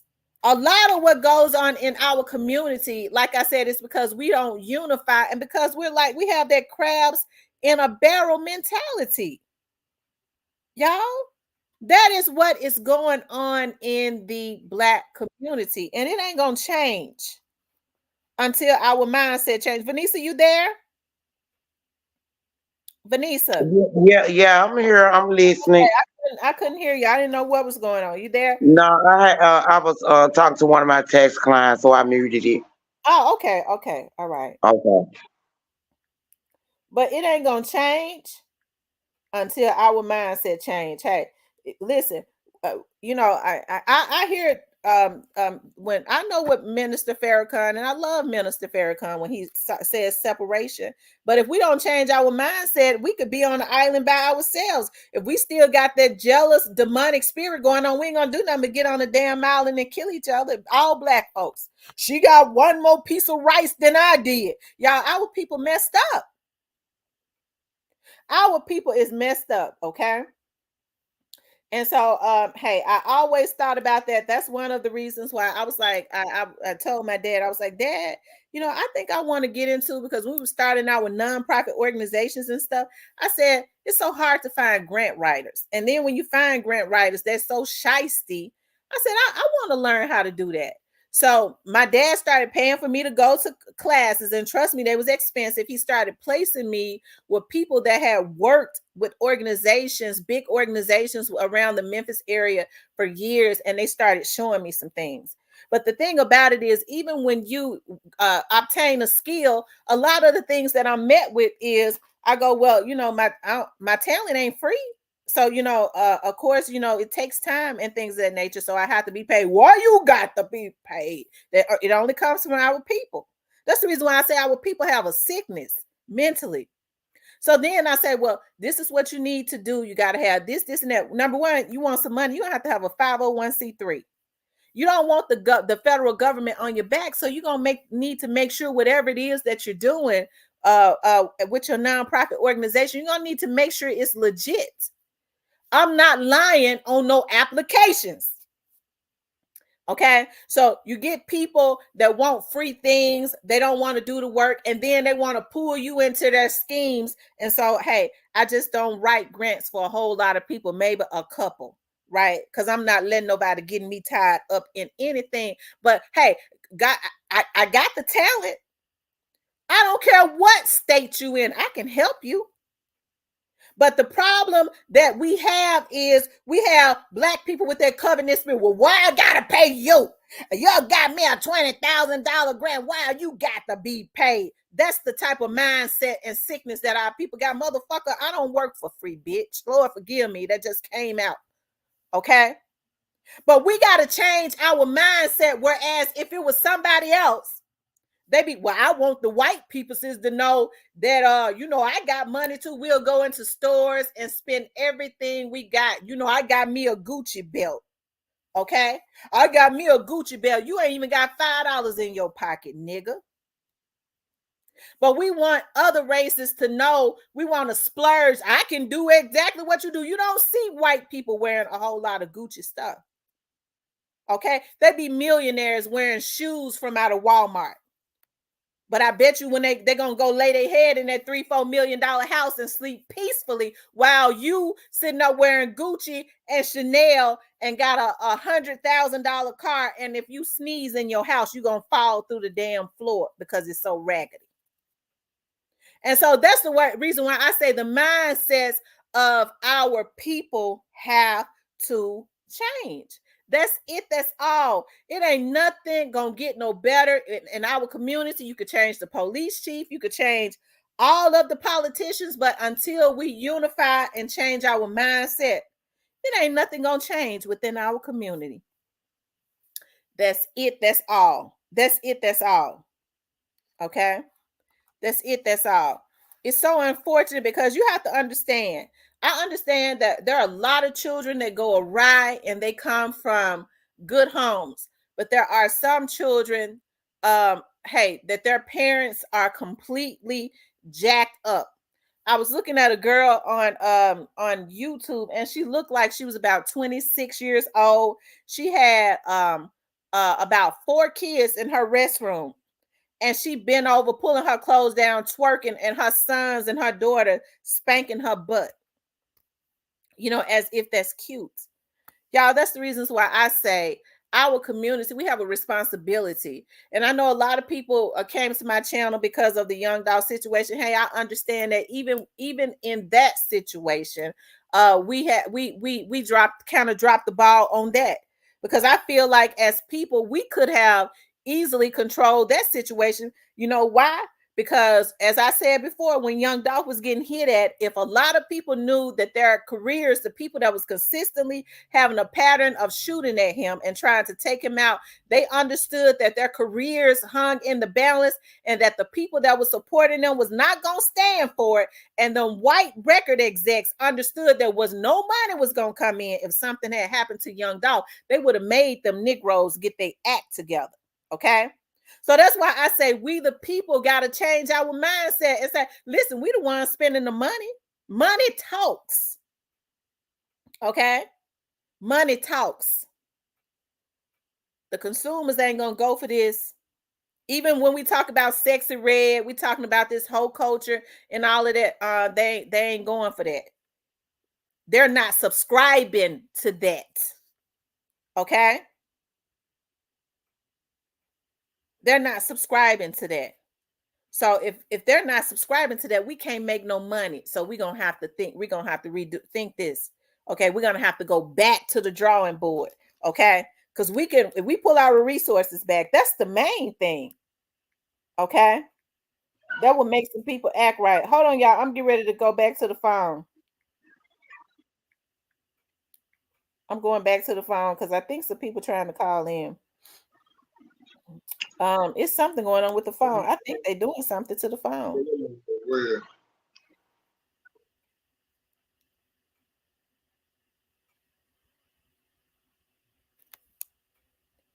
Hold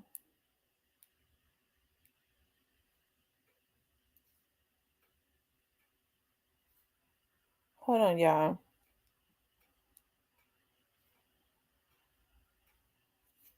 Okay, y'all can call in. The line is still open. If you want to call in. Oh, okay. Let me call this person back here. I didn't know somebody had tried to call in. I'm calling the 901 number back.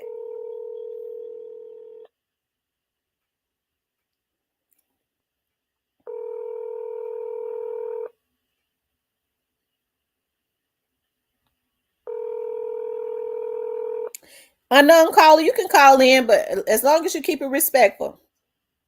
Hey, Tama. Hey, how are you? I'm pretty good. I just wanted to touch up on a few things. Okay, go ahead. Absolutely. I'll give you a call back. Okay.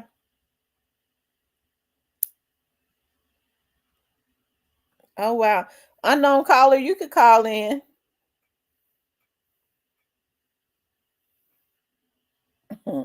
You guys, please like, share, and subscribe. You guys, make sure you guys are like the video, share the video, and subscribe. Okay, like, share, and subscribe to the channel. It says, Amen, Miss T. We need to understand how to obtain and use resources for temporary and with that permanent um plan of action written to see and achieve. I'm gonna tell y'all something that my dad used to do. And I told y'all my dad was a really big funder of everything that I did. And when I would tell my dad, you know, Dad, I would like to do this.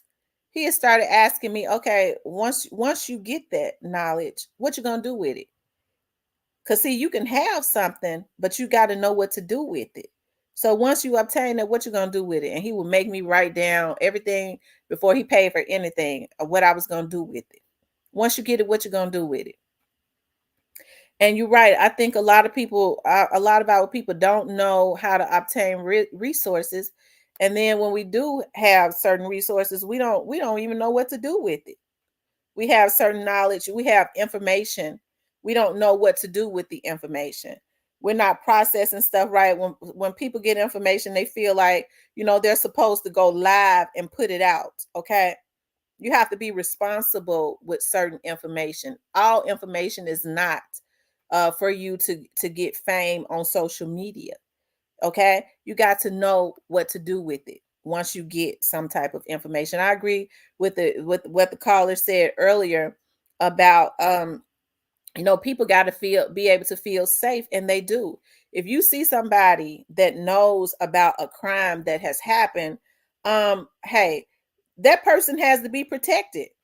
And they ain't being protected if, you know, they saw the crime and then they call anonymously and tell about the crime, or they go to the police station and then, you know, a few days later or a few months later when a trial is going on, hey, they got to show their face.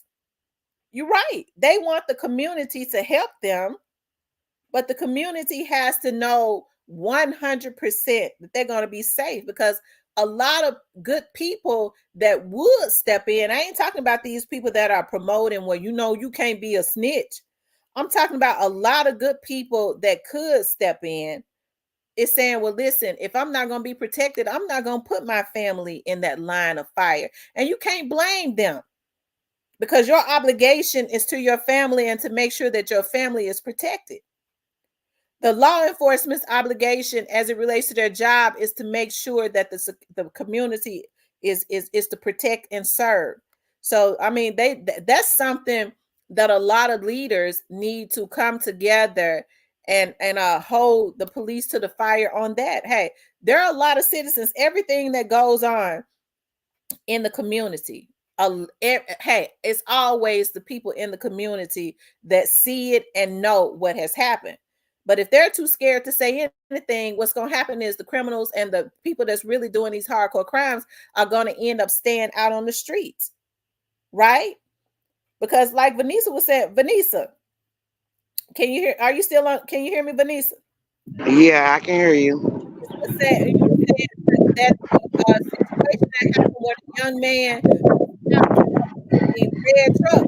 That happened right over there by your house. Yeah, I rode right past and watched them trying to resuscitate him. And that's sad. That's sad. Yeah, they was trying to resuscitate him. He tried to drive down the street and hit the pole. He tried to drive down the street. He was all the way up there at Calhoun in Georgia. He tried to drive down the street and got right there by the gatehouse and hit the pole. Wow. Wow. And he was just coming from that particular young man Just coming from court. was just coming from court. That's sad. And they followed him from court. They followed him from court and killed him. Pulled right over beside him and shot him. Wow.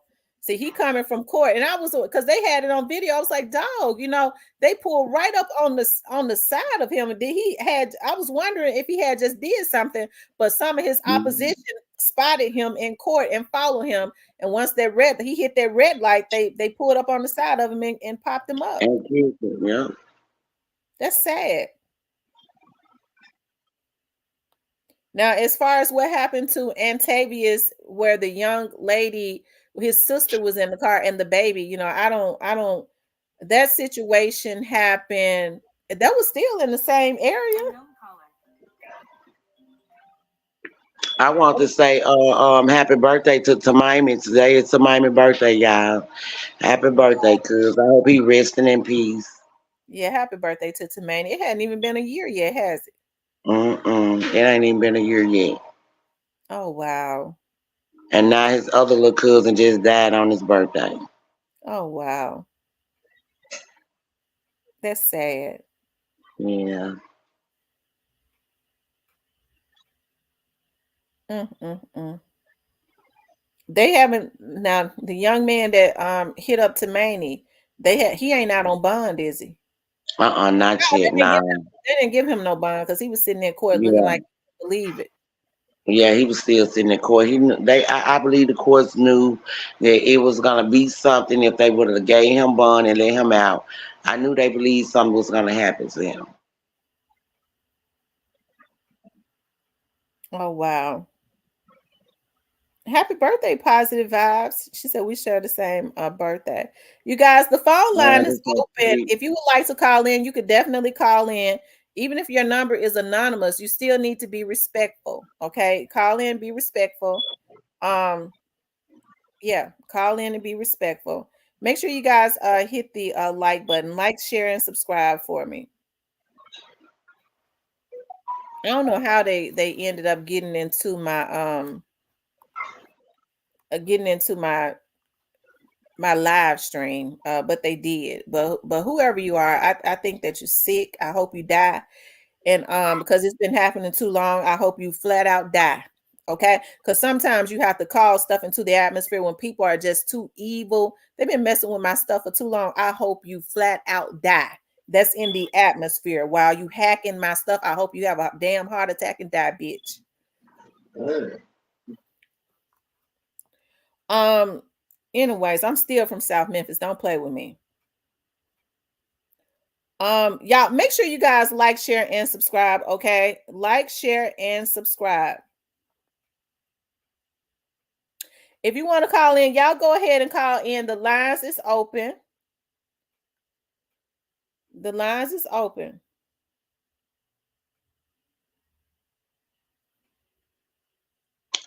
And it's sad that most of everything now that's going on is the youth. The youth is just out of control. Mhm. But you know what? What do the youth have to look up to though, Vanessa? You have a lot of these old niggas that's pathetic, and they think they okay. Yeah, now that's true. That is so true. They ain't accomplished nothing in their life, so they role models are, to hang up here at the store. Y'all wouldn't believe if y'all just ride past corner grocery. You have people sitting out there with a table, chairs, playing domino. It's all on the gas station lot, y'all. They be parked at the pump and get no gas. Ain't got no job, but sit out there all day. Sit out there all day. I bet you they in their 30s and 40s. And 52. You got some old folks be up there too. That's sad. That's sad. So, Vanessa, why do you think? Because you still live up there in the heart of South Memphis. Why do you think that these older, like these guys in their 30s and 40s and 50s, have the mindset that they have? Because of how they was raised. A lot of them, like you said, come from poor homes. And back then, over here in the hood, y'all, you had everybody that was, the man run the house, but he wasn't a good man because he wasn't working. He wasn't being a positive role model. So, they didn't have too much to look up to. That's why a lot of our young generation is throwed off. They trying to do what they see others do, and what they doing ain't even practical right. Mm-hmm. They Look, throwed off. They throwed out one, and I'm telling y'all, mental illness is for real. We have a lot of men, baby. Mental illness is for real, and women too. Third Memphis, South Memphis third wall. Tate says she not lying, y'all. Am real South Memphis Tate Street, baby. I've been stopped hanging up there. A lot of old niggas need jobs. Laugh out loud. I work and stay out of trouble now. Am 25, and he's still very young. I'm glad that you changed your mindset too at a very young age at 25. I'm glad about that. Yeah, because when you on Tate Street, you don't know who for you and who ain't for you. They pretend to be your friend, but once they click up together and because somebody else don't like you or they feel like you did this fake, maybe you'll have them jumping on your ass. They gonna beat you unconscious. Oh You wow. can't go to South Vegas, baby. They'll whoop each other. Wow. Yeah. So that's what's going on. They turning on each other like that. That's sad. Yeah, they turning on each other, been with each other, grew up with each other, and some more shit. Now, and these ain't just the kids; these are the grown folks too. Baby, you can't come over here on South Vegas and take and foot home claim if you can't survive, baby. Cause these folks is rough over here. Mm, They that's would cross you within a heartbeat. wow. They fight each other. Some of the same women, they were best friend. Now y'all got baby by. You got a baby by with this girl, baby daddy, but y'all best friend. Now y'all don't like each other. No It ain't loyalty. just the kids, it's the grown-ups over here. Their mindset is so fucked up. They don't know how to be loyal to themselves. Wow. One thing about it, when we was living in Clementine, we was coming up. Hey, they said it was bad over there, but it was more family orientated. Them thugs that was hanging out there, they wouldn't get ready to let nobody come in there and do anything to the kids. And when we got to fighting, our mamas and stuff made us make up. Yep. Now you sure right. You are definitely right.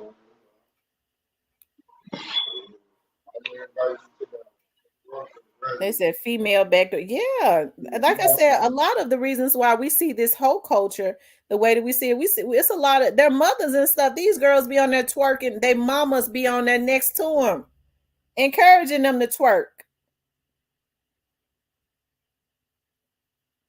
Nothing says I'm 52, still putting in 90 hours a week. Hey, people work for a living. It's unfortunate that a lot of people don't feel like they should.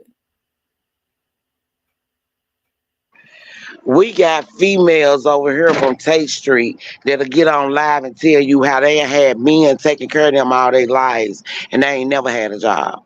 But you got women over here on Tate Street that now it done played out for them. Them niggas ain't taking care of you no more. So now this is the first job that you had to go get and you 38. You don't Oh, know nothing about working. But you got to go get a hotel job. Baby, I did that when I was 17, 18. I better not go get no hotel job. I'm just saying. mm. That's You sad. 38 now, you gotta go clean up hotel rooms and be a custodian. No, baby, I did that in my younger years. I'm looking for bigger, better jobs now. Like Baby, I said, I'm processing your light bill. I'm helping you get funds on your money. Them type of jobs I'm looking for. hmm and like I said, our people gonna have to learn what to ask for and what to do to get resources and be responsible with it to start businesses like every other community, right? To create generational wealth. I know everybody can't be a business owner, but hey, at least you could try to like you said, be the best that you can be and not embrace this whole culture of using your body at 38 years old. You're still a young woman.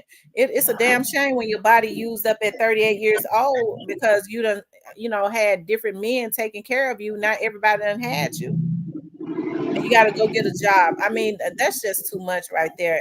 To be laying with different folks and hey and see that is the reasons why, and a lot of people don't believe it. A lot of these younger women are like that because their mothers, once their body is used up, they putting their 14, 15, 16-year-old daughter on these tricks now. to pay Yeah, bills. and you can believe that, baby. I had a neighbor stay next door to me in the old folks home before these new ones got built. Y'all, back in the day, you wouldn't believe this lady was selling her daughter to her son best friend. Oh my God. Oh The wow. child was the children was already traumatized because the dad had been sexually abusing them. That's why they put he did go to jail, but when he got out, the lady still allowed him to come up here and see the kids. Baby, Oh make it make sense. Yeah, they had a rough life. My folks who stayed next door to me in the old farm, baby, they had a rough life. When they were telling me their life, I was like, baby, I couldn't do nothing but shed some tears and tell her, baby, y'all some strong ones. yeah. Quentin, she know your brother. Your brother said, "Do you know that the boy that got the police took out was Fatty son?" Yeah, Quentin, she already Yeah, said that your brother on here. yep, I already said that was our little cousin that died, man. Fucked up. I don't know what was going on. I don't hold people up in they wrong, but you could have did something better than shoot at the police and then get your own life taken away from you. Yeah, yeah. You said nothing. Miss B, you must be talking about some of the alphabet streets in Vegas, like D Street. What is D Street? Y'all know when He she said, say South Vegas, she talk about South Memphis. I'm they talking call about they Take call it Street, South baby. Vegas. We They call it call South Tay Street Vegas. South Vegas. They call Tay Street South Vegas. Only in the hood, baby. It's like in the summertime. Have you ever seen the movie Boys in the Hood? When they go on the street and all the people hanging out, that's how Tate Street is. Mm, mm, By the mm. time evening fall, it's gonna be so many people on that joint you can't even drive down there. If they don't know you, they'll throw water balloons and shoot water guns all in your car. This in the summertime when they get hot. Oh, You got to really be from the hood, baby, to go down South Vegas. now why They they do charge that? they charge people who not from the hood $25 to come hang out on South Vegas. Oh my God, why would anybody want to hang out on South Vegas? Man, them little kids crazy. They young minded. They don't understand. And it's people that the young kids, they see it on Facebook and they think it's something exciting. Mm, That's mm. why I say you can't trust the police over here because shit, they act like they scared of the kids. You see how they be all on the police car? Lord have mercy. You know what I thought was a real sad thing? All that time at the Civil Rights Museum, the Dr. King's car has been sitting out there as a display, that's part of the museum. For them to go and vandalize the car and try and steal it. That car been sitting out there since that museum opened. What is Hmm. wrong with them? Historical in our community, and they go and try and steal the car and vandalize it. Yeah. They don't have no compassion, no heart. I'm telling you, these kids' brain are fried. They on all type of drugs, and they can't even deal with it. Their mind ain't strong enough. Their body ain't strong enough. So it's taking over them and have them in demon time. Anybody know what demon time is? It had them out there. They zooted. Mm, mm, mm. They don't care what they do and how they do it. Monroe says, I hope my sons ain't about selling or touching or anything inappropriate towards any woman. I would be so upset. That's so disrespectful, right? And then when people know, I'm gonna tell you something, people know their children. Now I know our kids are going to do some things that we don't believe, but you just about know your kids better than anybody. I think what people are gonna have to start doing also is stop upholding their kids in their wrong. They know their kids out here taking people out, and when he pull up in her driveway, you trying to tell me a 16-year-old that pull up in a $100,000 car, the mama don't know that he stole that car. And that's where the parent needs to be accountable for, because a lot of the parents over here in South Memphis, 8th Street, but they know their kids ain't got no car, but you can let your child pull up in the driveway like he got a car, and you know he ain't stole it. I Mm-hmm. believe they need to be taking accountability for it. Mm-hmm. You getting him to take you to the grocery store in the stolen car? Come on, baby. Mm-hmm. Hey, Kawana. I too. Hey, I My just my neighbors that stay in my building, y'all, be so scared. So when they get ready to go to school to BTW in the morning, they come in our hallway, sit there and roll their blunts up, eat their snack, drop out their tobacco and trash in the hallway. My neighbors come out the door, they be so scared they don't be want to say nothing to them. But here go me. Kings and queens, I don't mean no harm or no disrespect, but y'all need to find another highway to go to. Real talk. Just like the highway you want to see the smoking, how you gonna go to jail? and what they What a say. break. Some of them don't say nothing. I have had altercation with some of them. They come and stick their guns in our hallway and hide them till they get out of school. And like I told you, you have some over here, baby, it's gonna be gone. I take everything over here, you know. But like but Chris, I have my pistol in my pocket 'cause they got guns longer than mine, baby. Guess what? You can play if you want to. Your mama gonna be putting you in a casket, baby, for real. But they move right on up out that highway. Ask my neighbor. I don't have no problems. Every time I say move, baby, they shift. The fuck? You don't want to go to jail over here in this building, baby. So what happens when people go talk to their parents about it?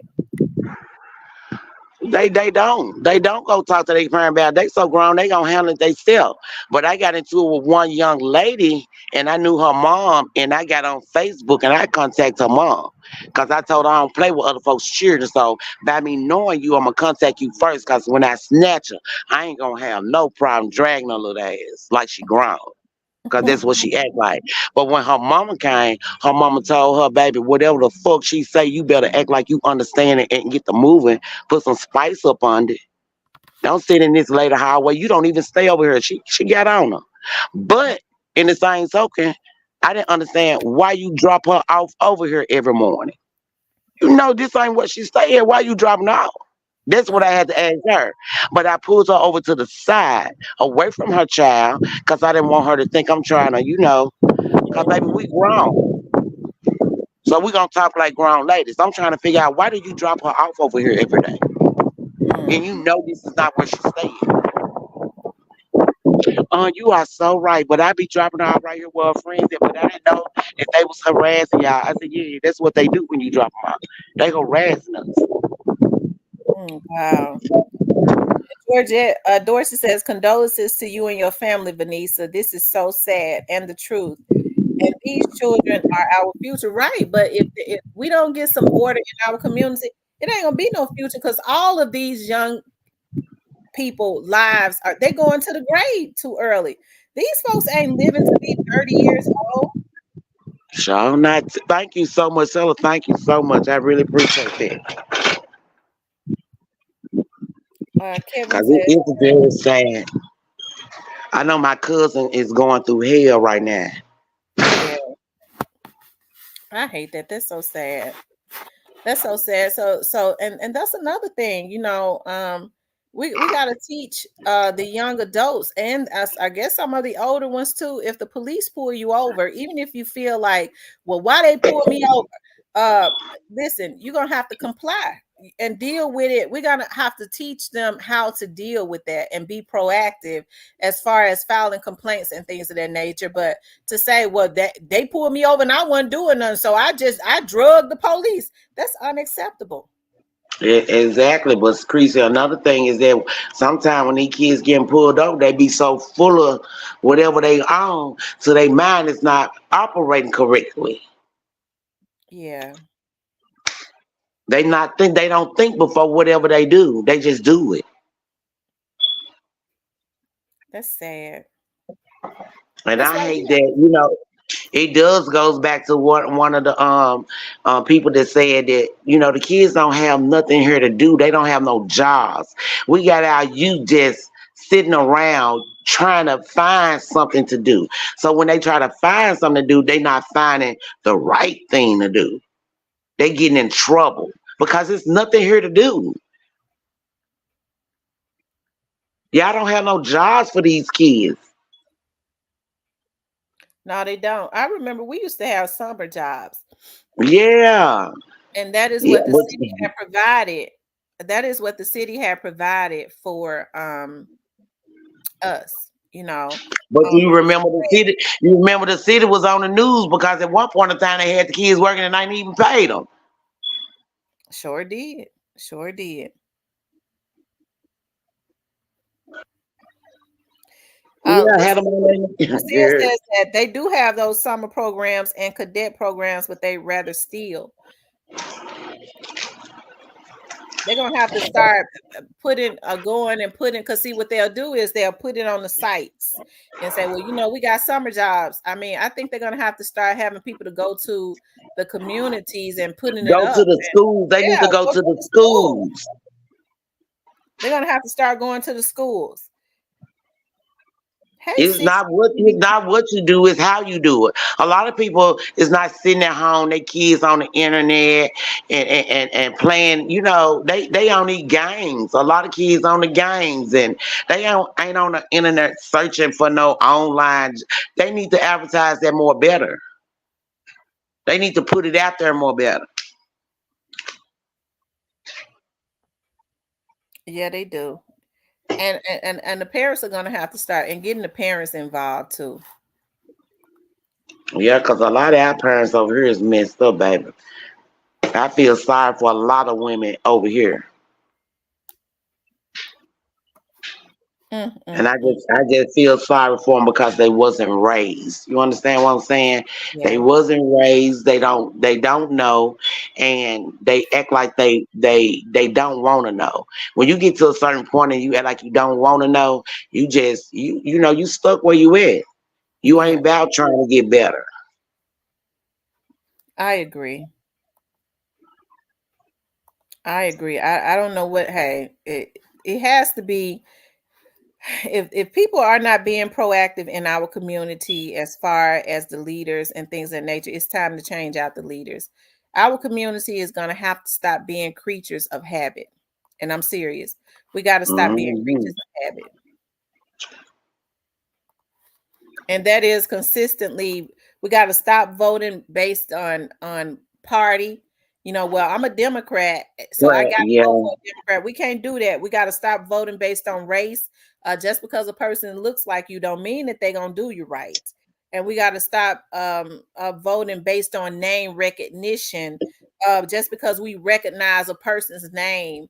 Well, that person been there 50 years and I know their name. I don't know the other person, but they ain't did nothing. And we got to stop being forgiving. I feel like the politicians, some of them can be good, but once they get their foot through the door and then they see these dollar signs, especially our black people and the control, then they start to, flip the script. They start to, do other things. The intentions that they had at first was possible, possibly could have been good. But once they get their foot through the door and see all the things that they could have and money wise, I believe they start getting greedy and then they cross us out. They're saying that is that happening right now? They said that it's a shooting at Tresvant High School. Did that just happen? It says the boy's mom was taken in. Accountability is in effect. Oh, because he had taken the weapon to school. So did that just happen? About the what just happened at Tresvant High School? That's in North Memphis. Tresvant in North Memphis, ain't it? Okay, that was last month. In Tresvant in North Memphis, Vanessa. Oh yeah, yeah. Or was that Fraser? Fraser, yeah. That's Fraser, okay. Oh wow. Well, the parents should take accountability for that because back in the day, I remember my brother was, my oldest brother Frank. Frank was into all kind of stuff. My mama used to go search his room and all kind of stuff. Our parents don't do that anymore. We don't watch what our kids is watching on these phones. We don't watch what they looking at on these computers. We don't know who they playing a game with this internet all across the world. People trying to lure your kid. We don't pay attention as parents. And that's why so many kids are going missing, because of these apps and stuff and meeting folks. And they parents don't know, they don't pay attention. Everything Javion do is connected to my phone.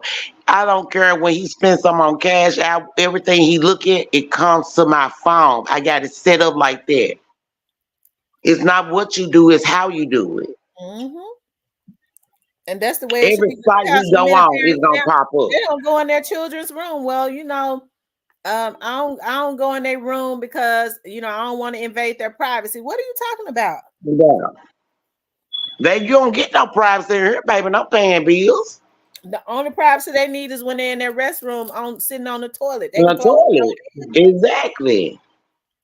And that's why I be trying to tell my girls, they be so mad at me because I didn't do this, I didn't do that. Baby, parenting didn't come with no instruction. But one thing about it, baby, you still living. Ain't nobody never messed with you. Ain't nobody never molested you. You ain't never had no hard times. So, baby, we going to leave that there. My You girls ain't had the best life. my girls just trying to make me feel guilty because I didn't let them go sleep over, do sleepovers and slumber Yeah, parties. exactly. They My said girls that see they felt like that. I smothered them. I worked at the police department, and I just feel like now they was in everything. Me spending money out the frame. They were majorettes, flag girls, all of that. Everything that the school had, they was a part of. But they mad because I didn't let them go and hang out at their friends' houses or spend the night. But I had sleepovers at my house. Exactly. I did too. Everybody came, you had to come to my house. I had a house full of kids on the weekend.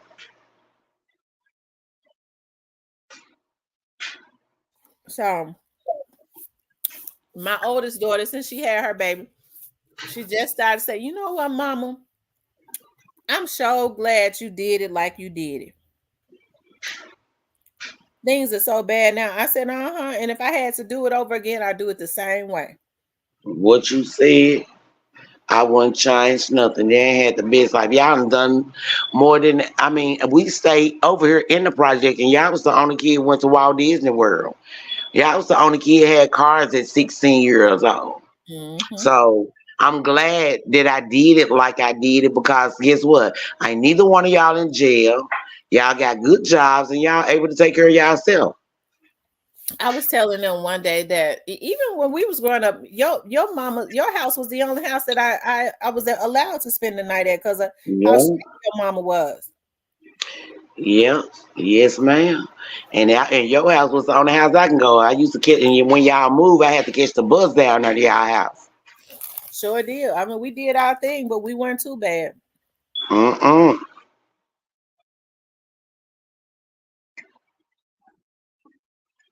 We were fast, but we weren't fast to the extent where we having sexual contact with no boys. We were fast, but we weren't fast as having sex. We Right. wasn't on. We wasn't about that. Not at all. And DJ Pop, Miss Jack will talk about our boyfriend so bad it made us not want to. I'm telling you, DJ Paul and them used to come around there. Yeah, Althea yeah. says, my son's friends call me captain, but I run this ship too. Today, they're grown in. Some of them still respect my authority. Captain, don't play that. Right. And believe it or not, a lot of kids be looking for structure. You know, they do, they be looking for structure. He says, and she's super mad now. And Miss V, yes, my parents was tight on money, and sometimes we share with our siblings and all. These kids now have computers, phones, etc. I'm gonna tell you something. I went into the phone store. This was last year around income tax time. I was in the phone store. Don't y'all know that I saw a girl in there with her daughter, and she bought her daughter a $900 phone. Tell me, well, call your dad to see if he gonna give me half of the money back. Why would your daughter need a $900 phone? I'm trying to see. I see, that's what I'm talking about. Once we get the resources, we got to know what to do with them, y'all. Some of these, Vanessa, what's the most you do taxes? What's the most some of these girls get back with these kids? I got a girl who got back like 13,000. Now, $13,000. If she did that for 2 years, she could buy her a building and start her up in 3 years. She could have her business up and going.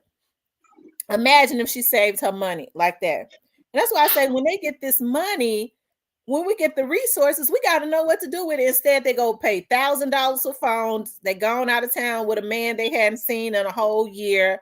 They splurging, they showing they Gucci, they showing they polo outfit, and all of that.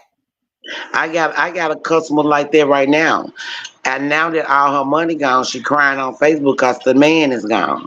But I made that status on my Facebook. What you crying for now? Because you knew that was what he was gonna do after your taxes was gone.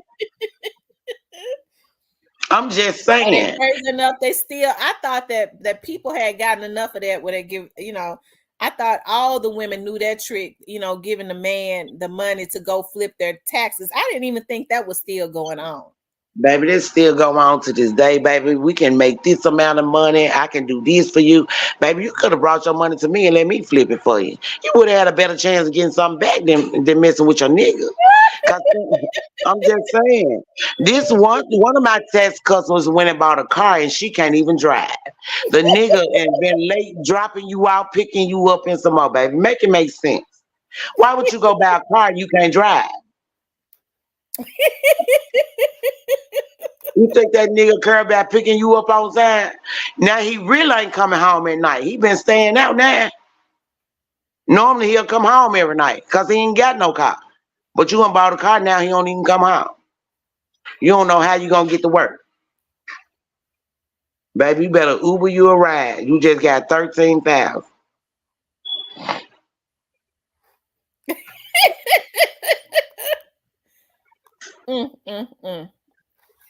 It's sad, y'all. I'm telling y'all, it's sad.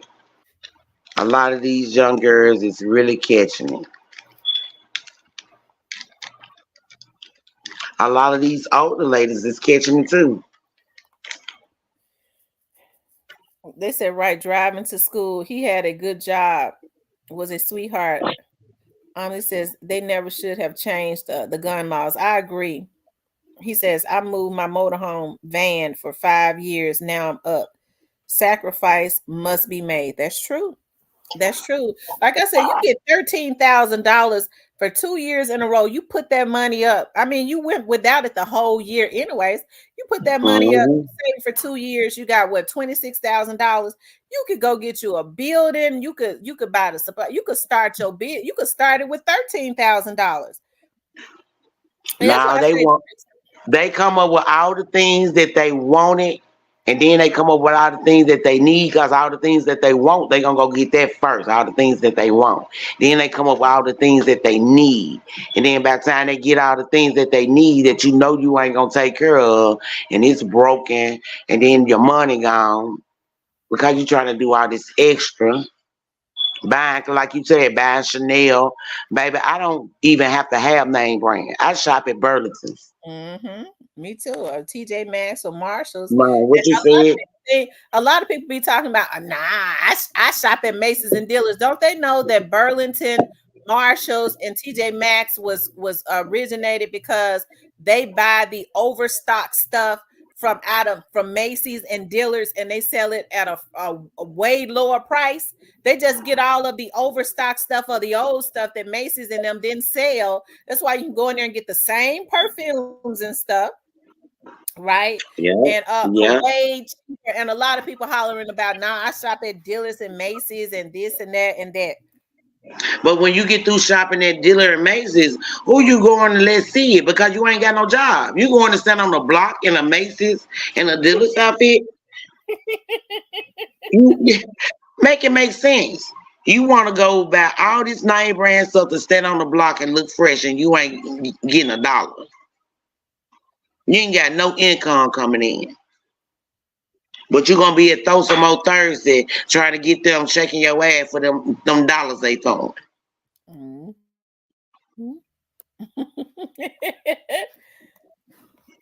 Lord have mercy, Jesus. Y'all, this is the young man, the officer that lost his life. He had only been on there for 3.5 years. He became an officer in 2000, and he looks very young. He looked like he's in his late 20s. Oh, that's so sad, Lord. I pray for both of them, both of the families. Yeah.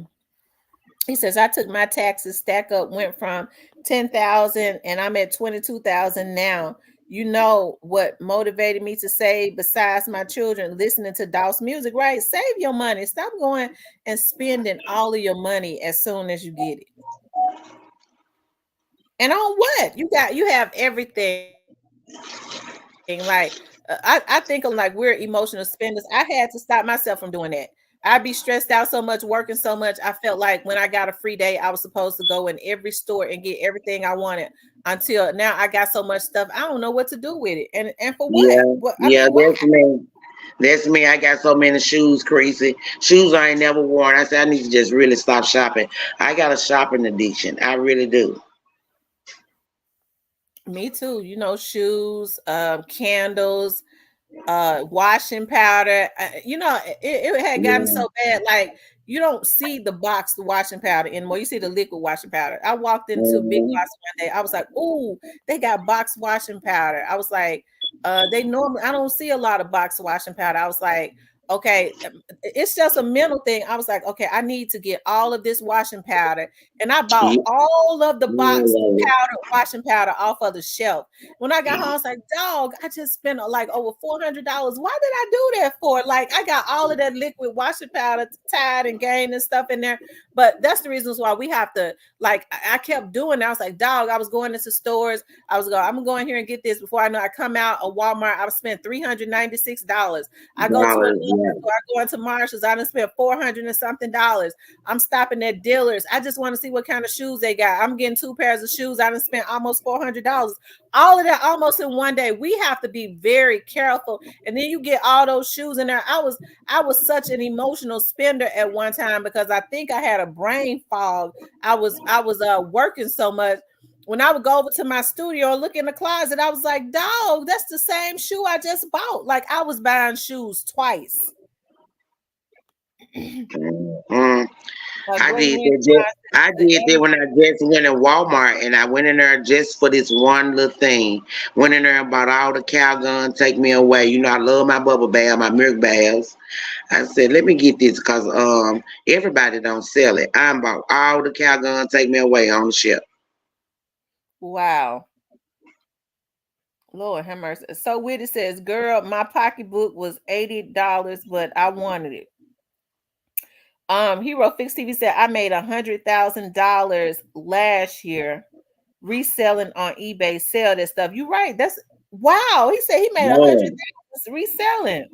I need to But put see, a some of lot my of people shoes on think, eBay, yeah, baby. I can too. A lot of people feel like um hey, that because they've heard that people don't make money. But I'm gonna tell you something. Kim Kardashian said that's how she made like almost her first $1 million when she was a teenager, reselling stuff on eBay. That's exactly what she said. She said she made almost made her first $1 million before they was famous reselling stuff on eBay. eBay. Oh, baby, I'm gonna have to go open up me an eBay account. They can get some of these shoes, baby. That's right. He's Lucia says my cousin sells shoes on eBay. I sure got plenty of thigh high boots, and yeah, I need to get rid of them. I tell you. But a lot of people feel like that, we don't need that, the National Guard don't need to come into the black communities. And when you ask them, well, why not? Well, the National Guard, they use a lot of force to make people go in the house. Well, it might be what they need because what these folks is doing is killing each other. You rather them use force, or you rather see these black boys consistently kill each other?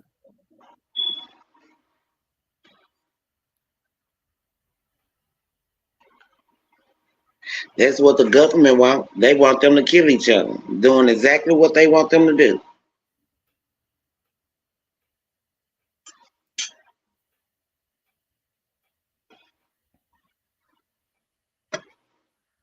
Hold on, y'all. Y'all, the Cash App is not for this phone number. My Cash App is $, the Cash App is $ Real Talk with Tamara. So don't send no Cash App to the 901, this number that I got up here. Send it to $ Real Talk with Tamara.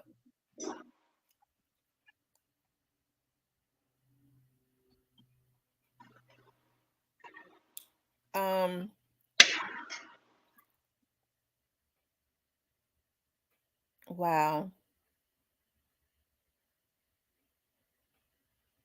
They said, and stealing from Brandon Norwood. That's what Kim Kardashian them did. He says, I'm working and trying to listen too. I hear you, Diane. I know it's like it's still in the morning. It seems like it's like late in the day, but I'm glad I got on early because I do got to go over to the office. What you got going on today, Vanessa? What you say? What you say? What you got going on today? What you got to do today? Nothing. I ain't got nothing to do today. I'm just chilling. I need to take you to lunch today. I was so gonna we say, you can want to get go to the Mexican restaurant? You want to go to that restaurant we went to last time? We can, yeah, we can. Let's do that. So I'm going over to the office. We're gonna we'll link up. We're gonna link up in about an hour or two. I'm getting ready to put on some clothes and stuff. Okay, me too. I'm gonna change clothes. Okay, and then we'll link up. But we can't stop at no stores on Tay Street. You know how I was trying to get away last time. We ain't gonna stop on South Vegas. We ain't gonna stop on South Vegas. Oh, we ain't gonna stop on South Vegas. She talk about she need to stop at the store. What a store that I be walking to that store on Tay Street. I said, I don't mess around on no Tay Street. Yeah, I be out through there by being nosy.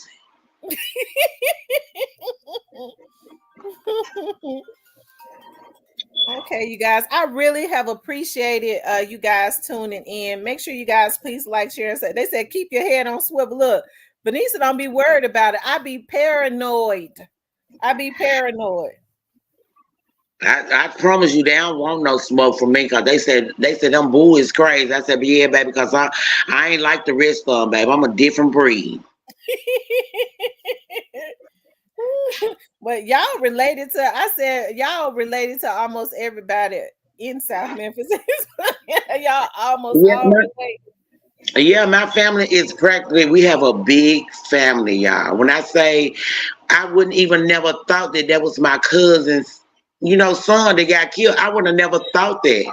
But it just come to pass that it is, and I hate that, but we have a real big family. Let me ask you something. Remember when Terry died? Did they ever find out who did that to Terry? No, but the speculation was that it had something to do with his older brother, my cousin too, that's locked up now. Yeah, cause Terry didn't mess with nobody. He ain't had no problem with nobody. He didn't. So thought it was because they tried to steal his feeler boots. Remember? It was something about the shoes that he had on because they didn't even take his jewelry. They didn't even mess with the jewelry he had on. He had real jewelry, but they stole his shoes that he had on. That's when the feeler. Y'all know that was a long time ago. That's when the feeler boots first came out. Mm-hmm. And they stole his shoes. But my family is so wide. I'm in every part of Memphis. I'm in North Memphis, Raleigh. We all over, baby. Orange Mound. We have a big family. Castelia, because your dad, Yeah, my dad was in Castelia. That's how I was over there a lot. I seen Dawson now, but they wasn't my equal because I was much older and I was doing my own thing. But yeah, I have a little cousin that used to hang with him, used to hang with Dawson because he rap now. He from Castelia, so yeah. My family's pretty big, and that's on my dad's side. That's not even on my mama's side. Mm-hmm. I tell you. I mean, shoot, just like my dad's side of the family, like my dad's uncles and stuff, My dad had 6 uncles. It's so weird. Like when my dad and his sisters, and I was always real close to my dad's like immediate family, like his cousins and stuff. Hey, they was close to him, but I was never around them. I'm seeing like I'm starting to see them now at family reunions. I mean, I feel like everybody in North Memphis. I promise you, I think my dad's uncles them populated North Memphis. And I started seeing them now. I'm like, dog, we all got the high cheekbones, everybody chocolate. Like, oh my Mhm. God. Like, I'm so glad that I did not hang out in North Memphis because I could have easily probably been messing around one of my cousins and didn't know it. I'm like, Yeah, my yeah. uncles and them, my great uncles and them populated, and everybody looks just alike. I promise. And you know what, Creasy, that's what made me, as I got older, want to know my family because I never want to, mess with one of my family members. So I was like, I don't know my dad's side that good. And the ones that's on my mom's side, they got kids and grandkids. So I need to see these folks. So that's what made me do that family reunion that I did. I got a chance to see a lot of my folks on my mom's side that I didn't know. I got a chance to see, just a lot of people, how big my family is. Mm-hmm. Then I started merging to my daddy's side. My daddy's side, they more from Mississippi, but we had ones that migrated up here. You know, my daddy nephew has a church up here, and we had his funeral there where we cut up it. After fighting in the church and some more. And we didn't even know we was relative to him. He was like, y'all in the church cutting up like that. Y'all dad, which is my uncle, would be very upset. I was like, okay. So I really had to migraine out to see, my daddy's side.